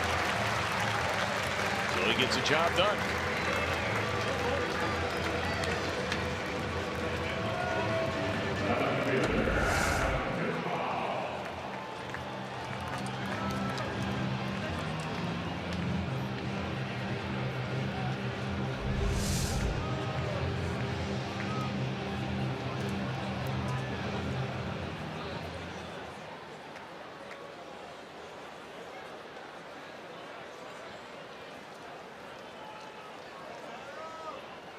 So runner at first is Votto, and here's Duvall. 1 of 2 in the game. A walk, a run scored, a double, a run scored, and then had a extra base hit and a couple of RBIs taking away on a diving play by Renfroe down the right field line in the 4th inning.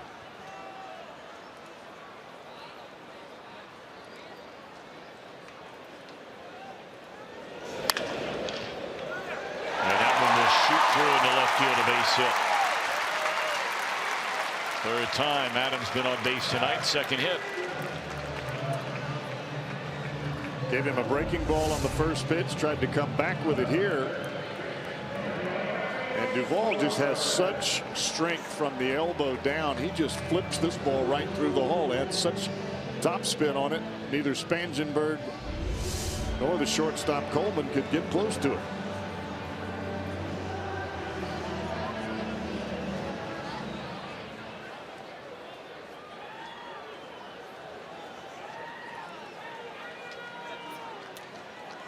Term that a seeing eye single when both the third baseman and the shortstop dive for the ball. Yes. Just out of their reach.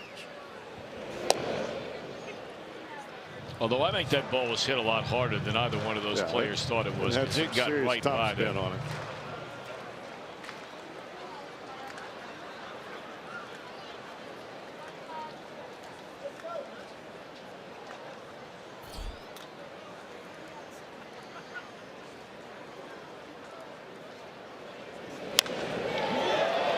That's in the air to left field, and racing over to get it, Perella. The runners will retreat to 2nd and 1st, 2 out.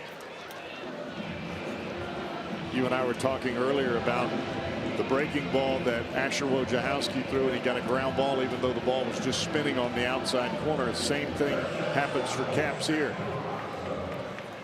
Off-speed breaking ball, doesn't have a whole lot of break to it, but it was right on the outside corner, and the speed of the pitch actually fooled Suarez. I mean, this pitch doesn't do a whole lot, but it's just slow enough and just enough off the fastball where the hitter catches it off the end of the bat.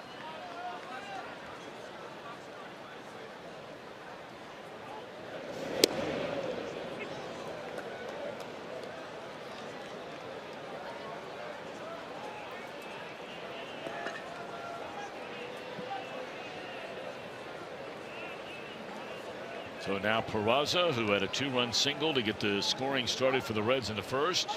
Drew a walk into 3rd, fly to center his last time up on the first pitch of the at-bat. A ball and a strike.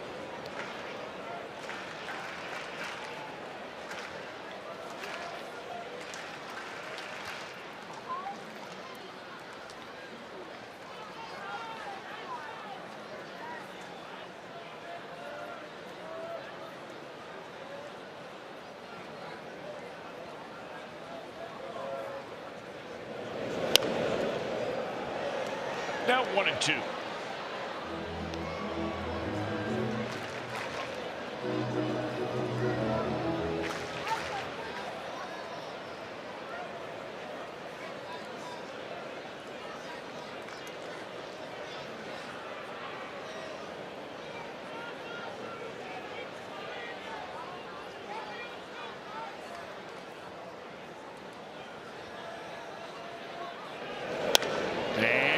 Hit into center field by Peraza. They're going to wave around Votto. Here comes the throw to the plate. It is offline, and Votto gets in there. Peraza, another base hit. Drives in his 3rd run of the night. Peraza's now reached base in 7 of his last 8 plate appearances with 4 hits and 3 walks. Margot gets to this ball quickly, and he's got to play at the plate. But instead of throwing the ball and one-hopping it to the plate, he tries to throw it all the way. And you could really see the ball from that center field camera really tailing off towards the 3rd base dugout. And instead of having an out, you have a missed tag.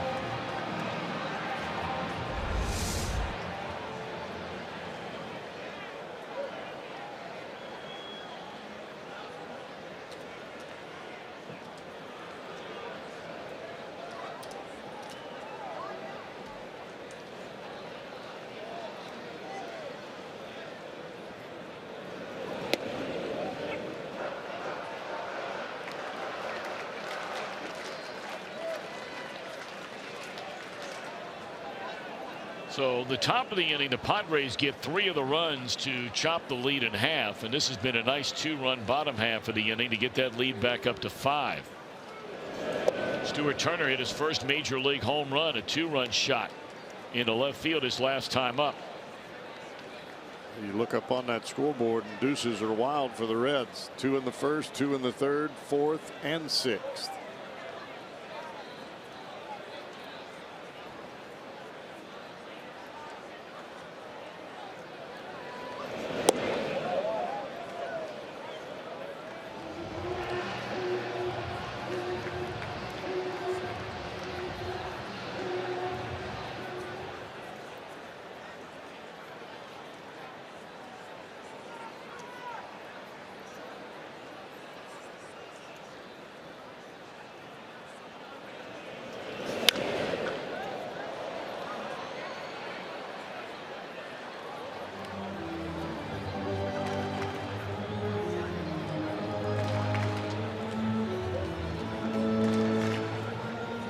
You don't think some adrenaline is flowing for Carter Capps? All you got to do is look at his cheeks. Sure. He is some kind of red. His heart is pumping.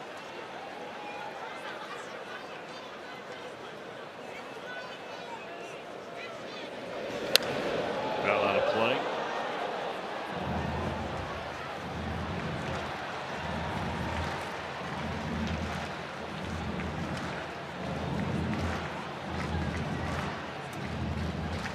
Look at that family. That's a good looking group there, isn't it? Dad's a hero tonight. Yeah, he is. Dad's a hero every night.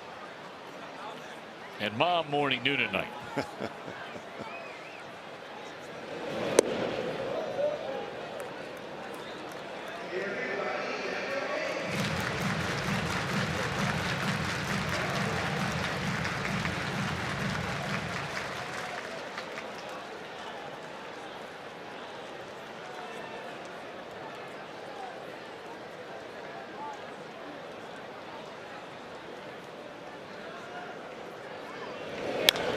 Straight up in the air.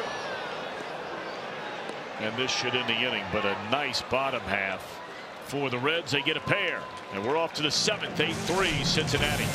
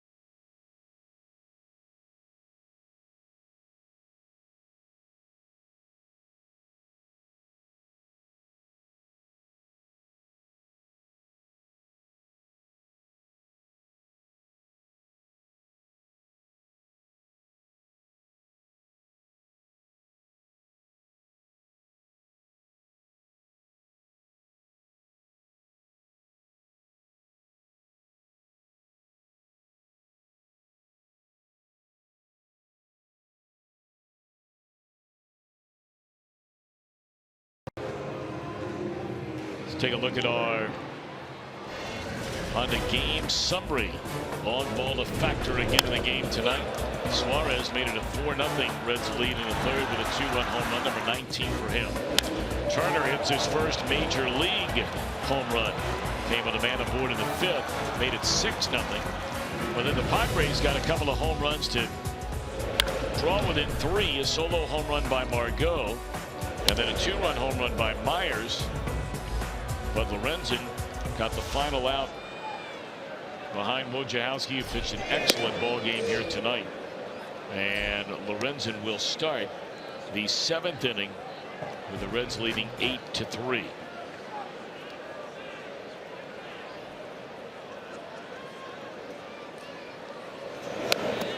Reds have scored in what, 1, 2, 3, 4 of the 6 innings tonight.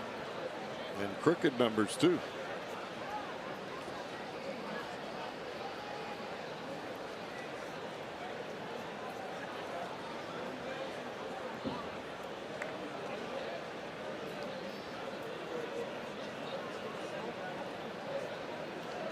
It'll be 8-9-1 in the batting order. It'll start with Coleman. And then Asuaje was standing in the on-deck circle. And then back to the top of the order in Margot. Foul out of play. 2-2 on Dusty Coleman.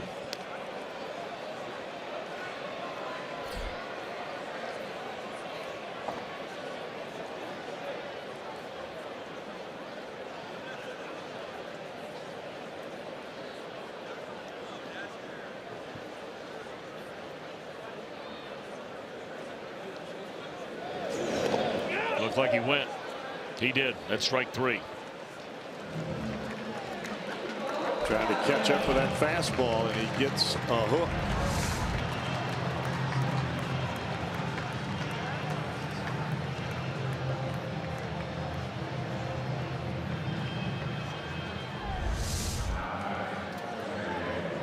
Asuaje's got to be saying to himself, Tom, just don't hit it to center. Just don't hit it to Hamilton. Well, after last night, you can understand why he might feel that way. Oh, good.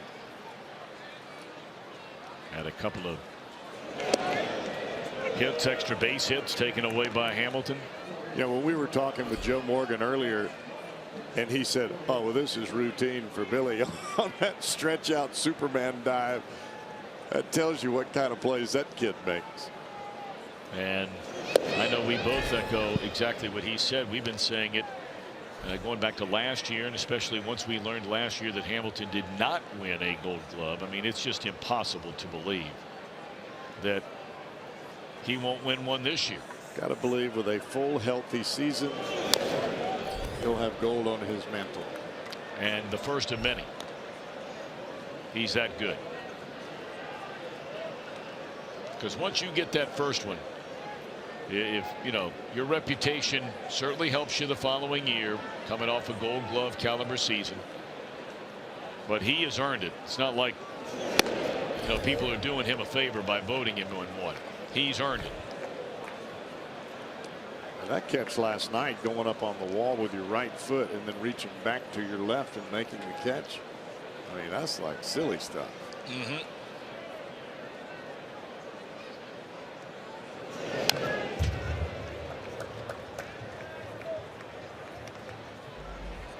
All right, what are the odds for how much he's going to hit the ball to center field? Well, as hard as Lorenzen's throwing, I'm thinking more to Duvall, and that's not going to help him a whole lot either. I'm still thinking he's going to hit this ball to center. Well, it was up the middle anyway. They have a guy, though, that plays here before it gets to center field, so that's out number 2 in the inning.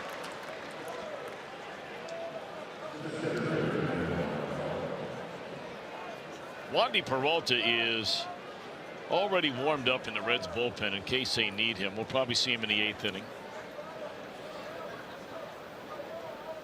Sure was nice to have Joe Morgan back up with us tonight. If you weren't with us, he's going to be with us every Wednesday home game for the remainder of this year. And, you know, he's building his stamina back up. He had a couple of rough years health-wise. He said for the first time He's starting to feel like the old Joe again, and he certainly had a lot of energy and enthusiasm tonight. And man, oh man, he said he had been in a broadcast booth for what, 6-7 years. You'd have never known. From a second that red light went on. He was spot on. Yeah. August 24th will be the next time we have Joe in the booth with us. And I think you're over on the TV side a couple of those Wednesdays when he comes back in. I can still remember Joe and John Miller broadcasting our games as a regular broadcast when I was playing back in San Francisco. It's August the 23rd. I misspoke there. That'll be a Wednesday night against the Cubs, and he's on the next Wednesday night against the Mets. Then the following Wednesday night against Milwaukee. And then the final time will be on September the 20th with the Cardinals in town. So he's going to be in Cincinnati a lot, which is nice. He's got his big Joe Morgan Honda dealership here in town. And that will end the inning. Nice work by Lorenzen. Snappy indeed. They stand and stretch, and the Reds with a 5-run lead.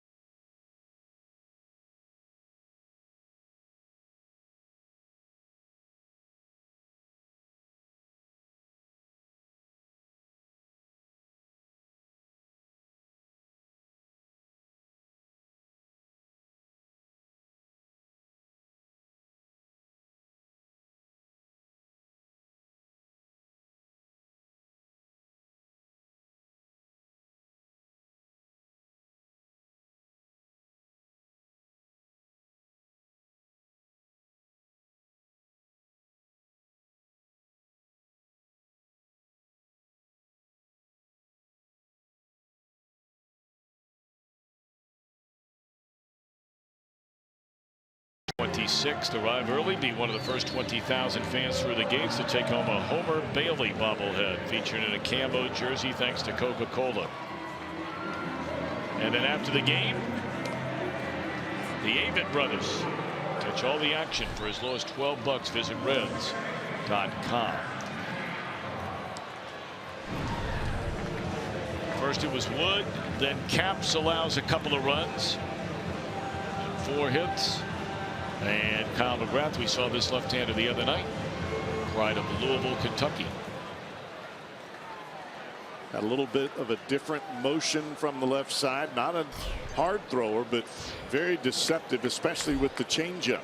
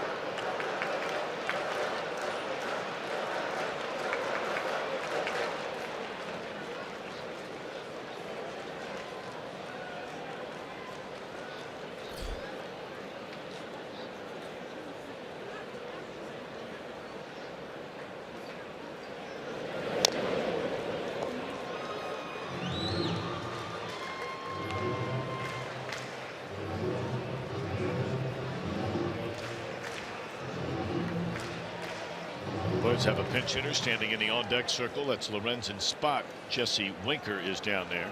Both Kivlahan and Stuart Turner have gotten hits tonight.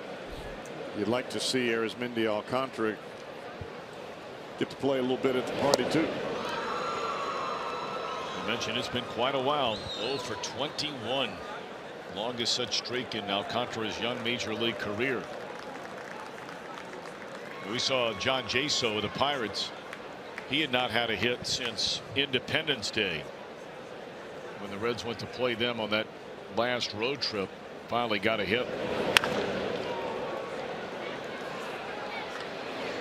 One away.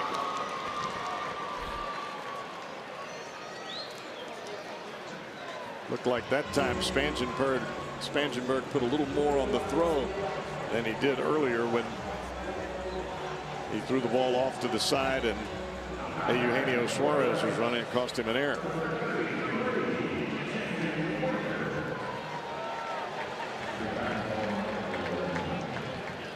See the numbers on Winker. Both of those home runs came in that series I was just making reference to, and Pittsburgh could add 3 in that series. Had one brought back from over the wall by Starling Marte. Ball 1. I think this is interesting right here. Brian Price bringing in Winker to face a left-hander. I mean, if the Reds are down a run in this game, it's probably not the option. But you know, this is an area where Winker's going to have to prove that, you know, he can hit left-handers if he wants to be an everyday player in the big league. I think you couldn't have said it any better.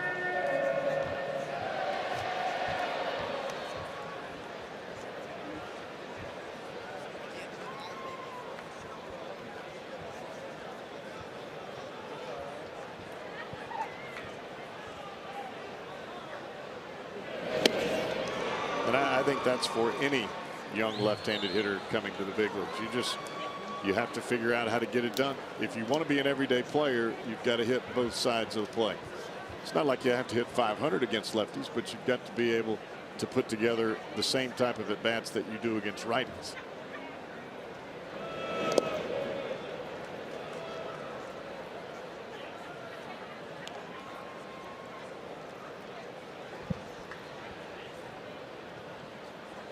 I remember when Paul O'Neill was coming up for the Reds. He had a dreadful time hitting against left-handers, and you know, Lou Piniella used to just keep running him out there. I mean, and believe me, we know how competitive Lou Piniella is, and you know, there are some legendary stories. The two of them, I mean, they're basically the same guy. Both explosive tempers, very volatile personalities, O'Neill and Piniella, in the heat of the battle. Right. And you know, Piniella would get just as frustrated as O'Neill got frustrated with himself in trying to navigate in the early years hitting left-handed pitching. Well, the only way you learn how to fight is to be in a fight.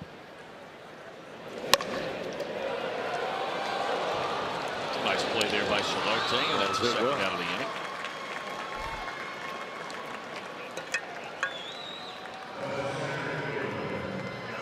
Talking the other night, does McGrath remind you of Chris Welsh with his windup? You be the judge.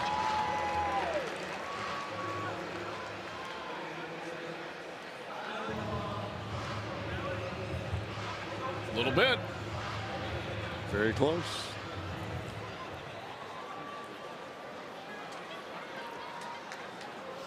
Like Chris is doing a little getaway time down in the Tar Heel state right now.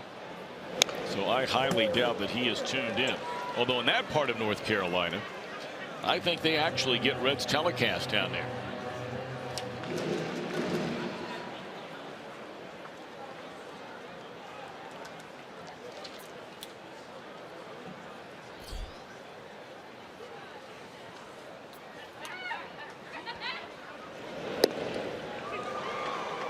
That's a pretty good changeup right there. Looked like it was going to be a high fastball and take off out of the strike zone, and it drops right. It just stays right there on the outside corner. And you could just see the body lane of Hamilton. His momentum was going towards the pitcher. Not a pitch you want to swing at there. And Comes back with that. Up again in the strike zone, and the inning is over. McGrath, a perfect 7. Go to the 8th. Reds lead 8-3.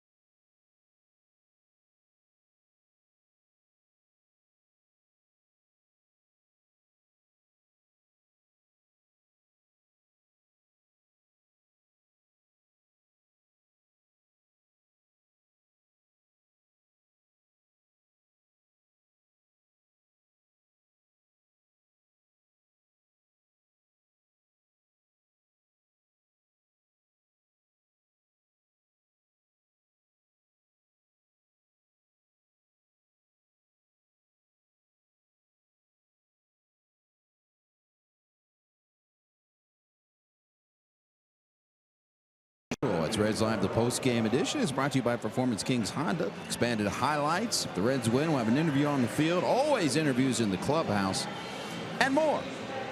Emanating from the Fox Sports Ohio condominium. Stay with us tonight.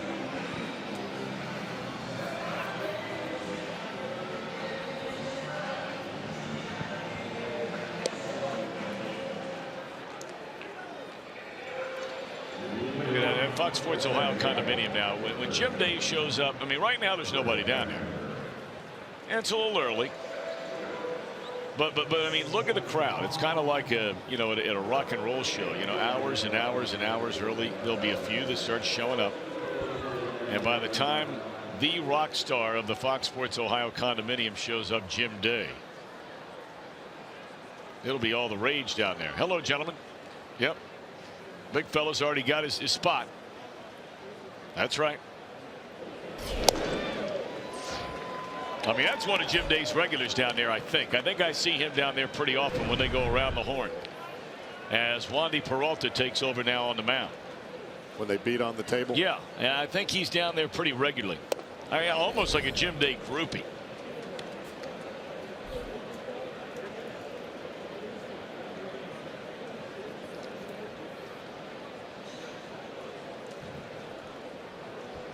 Reds lead 8-3. Padres bat here in the top of the 8th inning. Spangenberg to be followed by Perella. And then Solarte.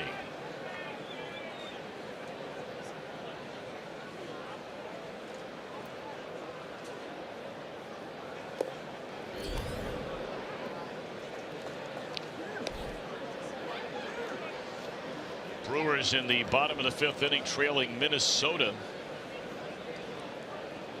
by a count of 2-0. I tell you, all of a sudden, after the Cardinals lost that game here on Friday night, I mean, that team was that team looked to be right on the line of things falling apart. Then they won that game Saturday. They drubbed the Reds on Sunday, came back after falling behind in the first inning 3-0, turned it into a blowout. And now tonight they're going for the series sweep after getting over 500 for the first time since early June. They're trying to sweep Kansas City tonight. They have a 4-3 lead. They win that game, and all of a sudden the Cardinals are 2.5 games out of first place because the Cubs lost earlier today to the Giants. You remember the first inning, the Reds put three runs on the board in the bottom of the first. Remember we were talking about Cardinals got in the dugout and they were whooping it up. All right, let's go. Let's go. It was after the Reds got 3 and then loaded the bases with nobody out. In the first inning, and they ended up scoring 13 runs in that ball game, and they seemed to take flight after that. And now, how long that lasts? Right. That's the key for any team. That's right. I mean, because they've been that kind of team where they've had moments where they get on a pretty good run and then things just disintegrate. The same held true for the Pirates. You just have to figure out a way to continue the momentum. And momentum can go the other way too. That's right. That's right. There's a fly ball on the right. And I beg your pardon. I misspoke when I said they were going for the sweep. They swept the 2 games in Kansas City. They do it like the Reds and the Indians do it. They play 2 games in one ballpark, then they play the next 2 nights at the other ballpark. So they swept 2 in Kansas City. This is the first of 2 in St. Louis tonight. They have a 4-3 lead. Now Perella. And that team in Kansas City was playing some pretty decent baseball. They sure have been for quite a while. Climbed right back into the Central race.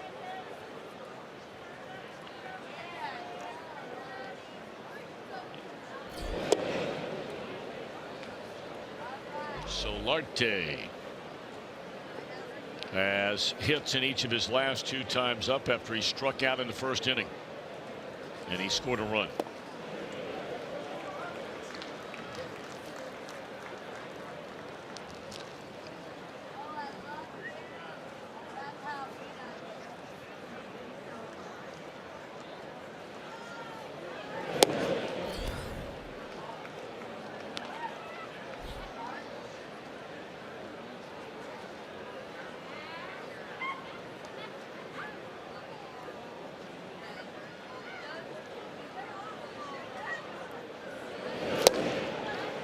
Wow, that is just nasty.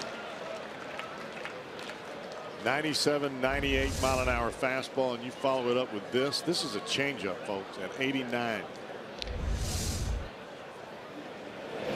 It looked like a right-handed slider. And he missed with a 96 mile per hour fastball to run the count full.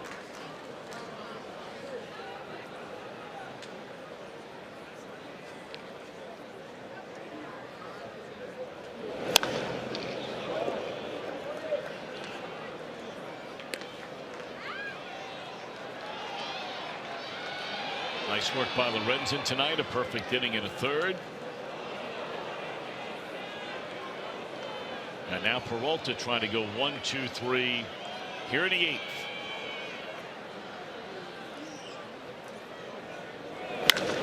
That ball stung, but you hit it to the wrong guy out in that direction.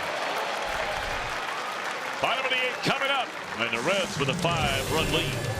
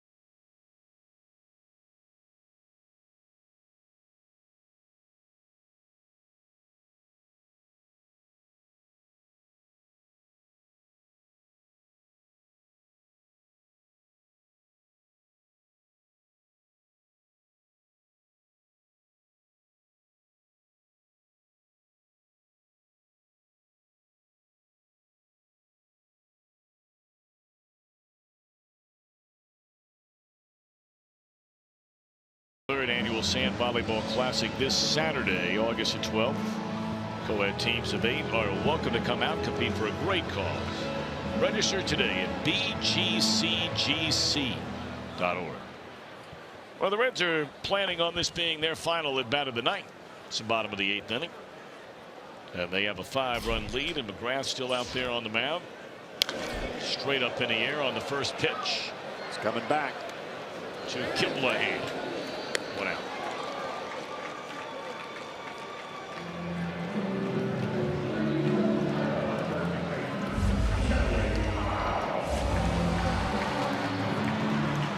Let's have Blake Wood getting loose in the bullpen. You know, you talked earlier, Tom, about foul balls going up, looking like they're going to be in the seats and then coming back into the field of play. I can remember one of my first couple of games out at Candlestick Park. You know, the wind blew all the time out there in San Francisco. A ball went up, and David Green, who was playing first base at the time, and normally he wasn't playing first because Will Clark was playing first. Ball goes up, looks like it's way into the seats. He doesn't leave his position at first base. It landed in the first base coach's box, and they went berserk. Oh man, there. No doubt. It was not pretty. That's a bad. It was not good. Well, you know, the wind's blowing and swirling, and the ball's got that spin to it, and it just came right back, and it just landed and stopped. And that's not a real good town to make a not so hustle play. We understand Fox Sports' Ken Rosenthal has just reported that Jay Bruce, a longtime Red turned Met, has just been traded to the Cleveland Indians. Wow. So back in the Buckeye State for Jay Bruce. The Indians are going for it. I mean, they were so close. They should have done it last year. Michael Brantley, I think, went on the disabled list today, an ankle issue, and he's one of their guys in the middle of their order. And they've had some outfield issues in Cleveland. I tell you what, that's a team going for it. To make something happen that quick, that's going for it. I mean, you just think back to last year. Look, taking nothing away from the Cubs winning the World Series for the first time in 108 years. But let's be honest about it. The Indians had 2 of their best starting pitchers that were basically unavailable for that series.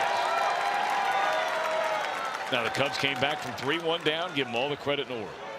But point being, the Indians now have all those guys back, and they got a bullpen for you. Oh yeah.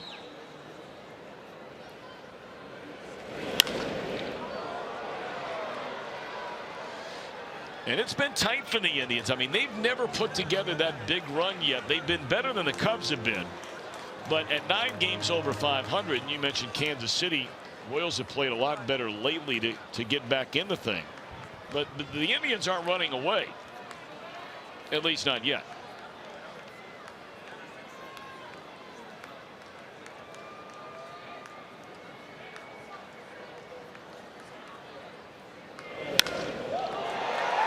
This a fly ball in the left field. This will be the second out of the inning.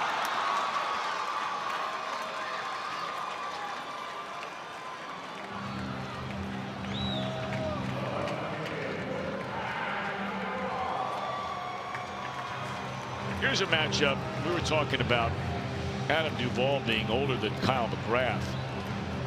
But the fact remains they both went to the same high school in Louisville, Butler Traditional High School, and both played for the Cardinals of the University of Louisville. And McGrath did not face Duvall in his first appearance in this series. So this is quite a moment for that high school. Pair of alumni going toe-to-toe in Major League Baseball. It's kind of like Lance Lynn facing Tucker Barnhart. That's right. Brownsburg boys.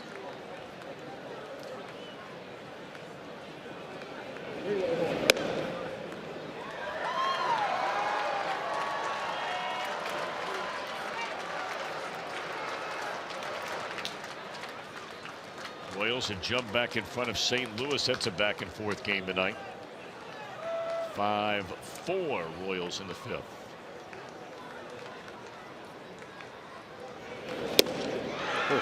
Well, that's a pretty nasty pitch right there. That's a really good changeup. Now, granted, McGrath does not throw the ball any harder than 87 or 88 at max. But his body language and his delivery to the plate, it looks like he's trying to throw it 1,000, and then that ball just, it almost appears like he's got a string on the end of it. And just as it gets to the plate, he pulls it back.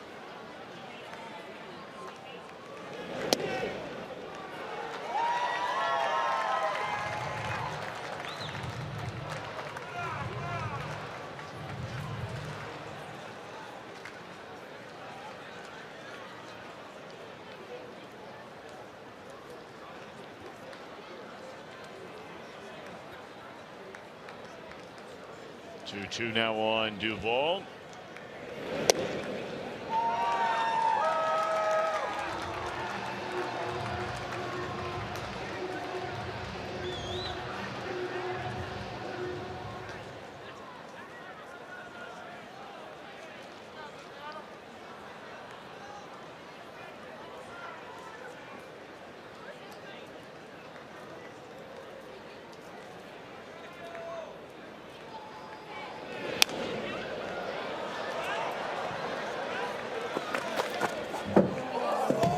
You always want to get out guys that went to your school or maybe your old teammates, because if you don't, they will remind you. Oh, yes. Especially the guy that's older than you. Right? Or younger. It doesn't matter. So that's a good point, too. Younger to you. When you go back for the reunion, I got you. Yeah, you did. So, how's your wife doing? 3-2 pitch. Pretty good battle here. Who's going to have the bragging rights? And you know, the ball always seems to be hit harder when it's a few years later and you're talking about it in front of your friends. That jam shot up the middle was a line drive into the gap. Oh, of course. And that fastball, in McGrath's case, it was 87. It was 95. 8th pitch of the at-bat. Well, the youngster got him. This time, anyway. Padres bat in the ninth. Reds trying to close him out, up by 5.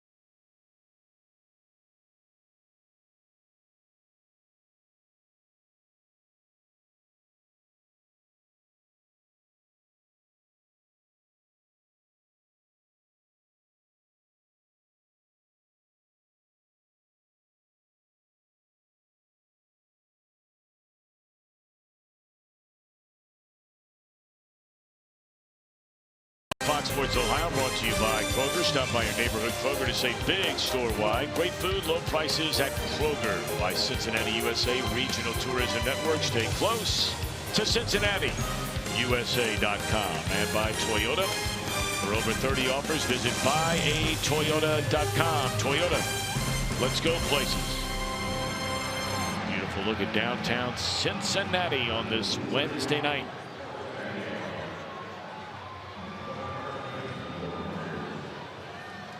Of course, the downtown will be jumping a little bit on Friday night. Bengals are going to start their preseason over at Paul Brown Stadium.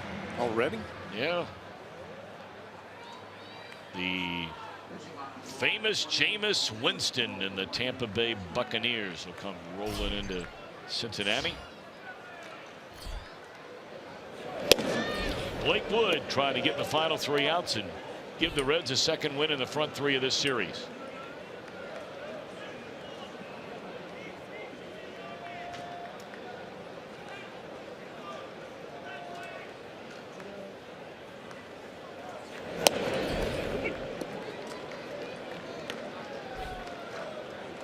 Blake Wood threw the ball brilliantly last couple of times out. You know, came in to get 1 out when Tim Adelman was only 1 out away from qualifying for a win. But after 4 2/3 and a runner on, Ryan Price came and got him in the first game of this series, a game the Reds would eventually win 11-3, and Wood got the win in that game. But the time before that was that 4-1 loss on Saturday against St. Louis, where he was just overpowering in 2 innings, punched out 4, no hits, no runs.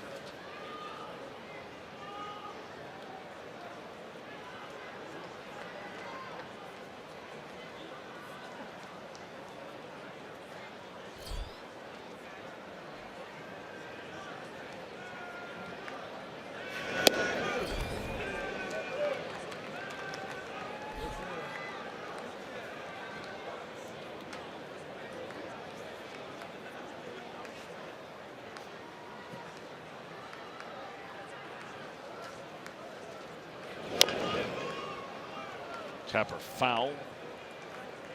No TV, we remind you, tomorrow.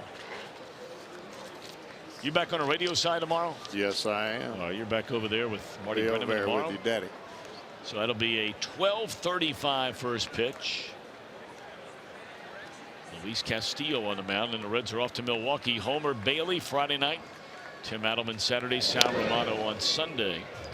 And then on to Chicago for 4 games. And there you see the road trip, including our first trip to the new ballpark down there in Atlanta.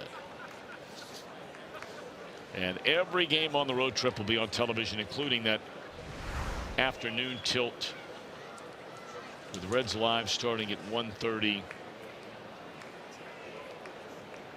Thursday. The Reds are the king of nighttime entertainment at Wrigley Field. They have played, what was it, 3 times or 4 times the amount of night games of any other team at Wrigley Field through the years. Oh my goodness, look at that. One of them's got to throw it over. Throw it. Oh, doggone it, Mom. Caught it at the last second. That ball was on its way back, man. Come on, turn around and let it fly. Go ahead. Go ahead. Do it. The little guy was about to fire it back out on the field. Now, I think they've already told her you do. Yeah, but with that face, you think she's buying that? Maybe not. The little man was about to fire it. He's still wanting to throw it. Boy, Blake Wood on some nights is just flat out unhittable. Oh yeah. I mean, this is just blew by you right here.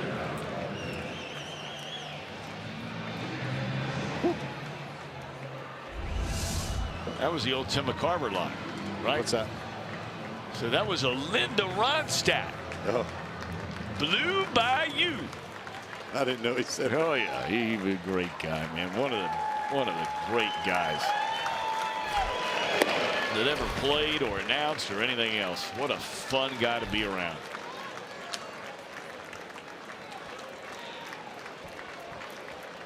Still busy. He does about what, 25? Does he do some Cardinals games now? Yeah, just from time to time. He's spending more and more time out in I guess the Northern California area. He's originally from Memphis, Tennessee, but had lived in Sarasota. Still has a home, I think, down there, but he was spending most of his time in Sarasota for years and years and years.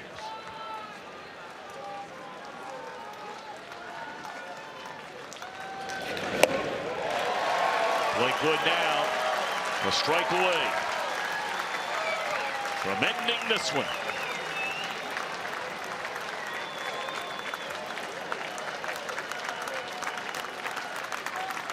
Outstanding pitching tonight by Wojciechowski, Lorenzen, Peralta, and Wood. The bullpen trying to get through 3 1/3 innings of no-hit shutout baseball. But Wojciechowski set the tone tonight. I mean, he allowed those 3 runs in his final inning of work. He had a shutout going into the 6th tonight.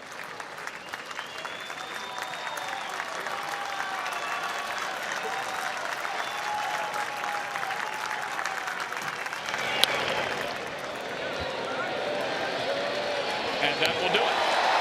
So on a night where the Reds play a lot of their backups tonight, Giblahan and Alcantara, Stuart Turner. Stuart Turner hits his first major league home run tonight. Reds get great pitching. And they beat San Diego and have a chance to win the series in the finale tomorrow. Back with more in a moment.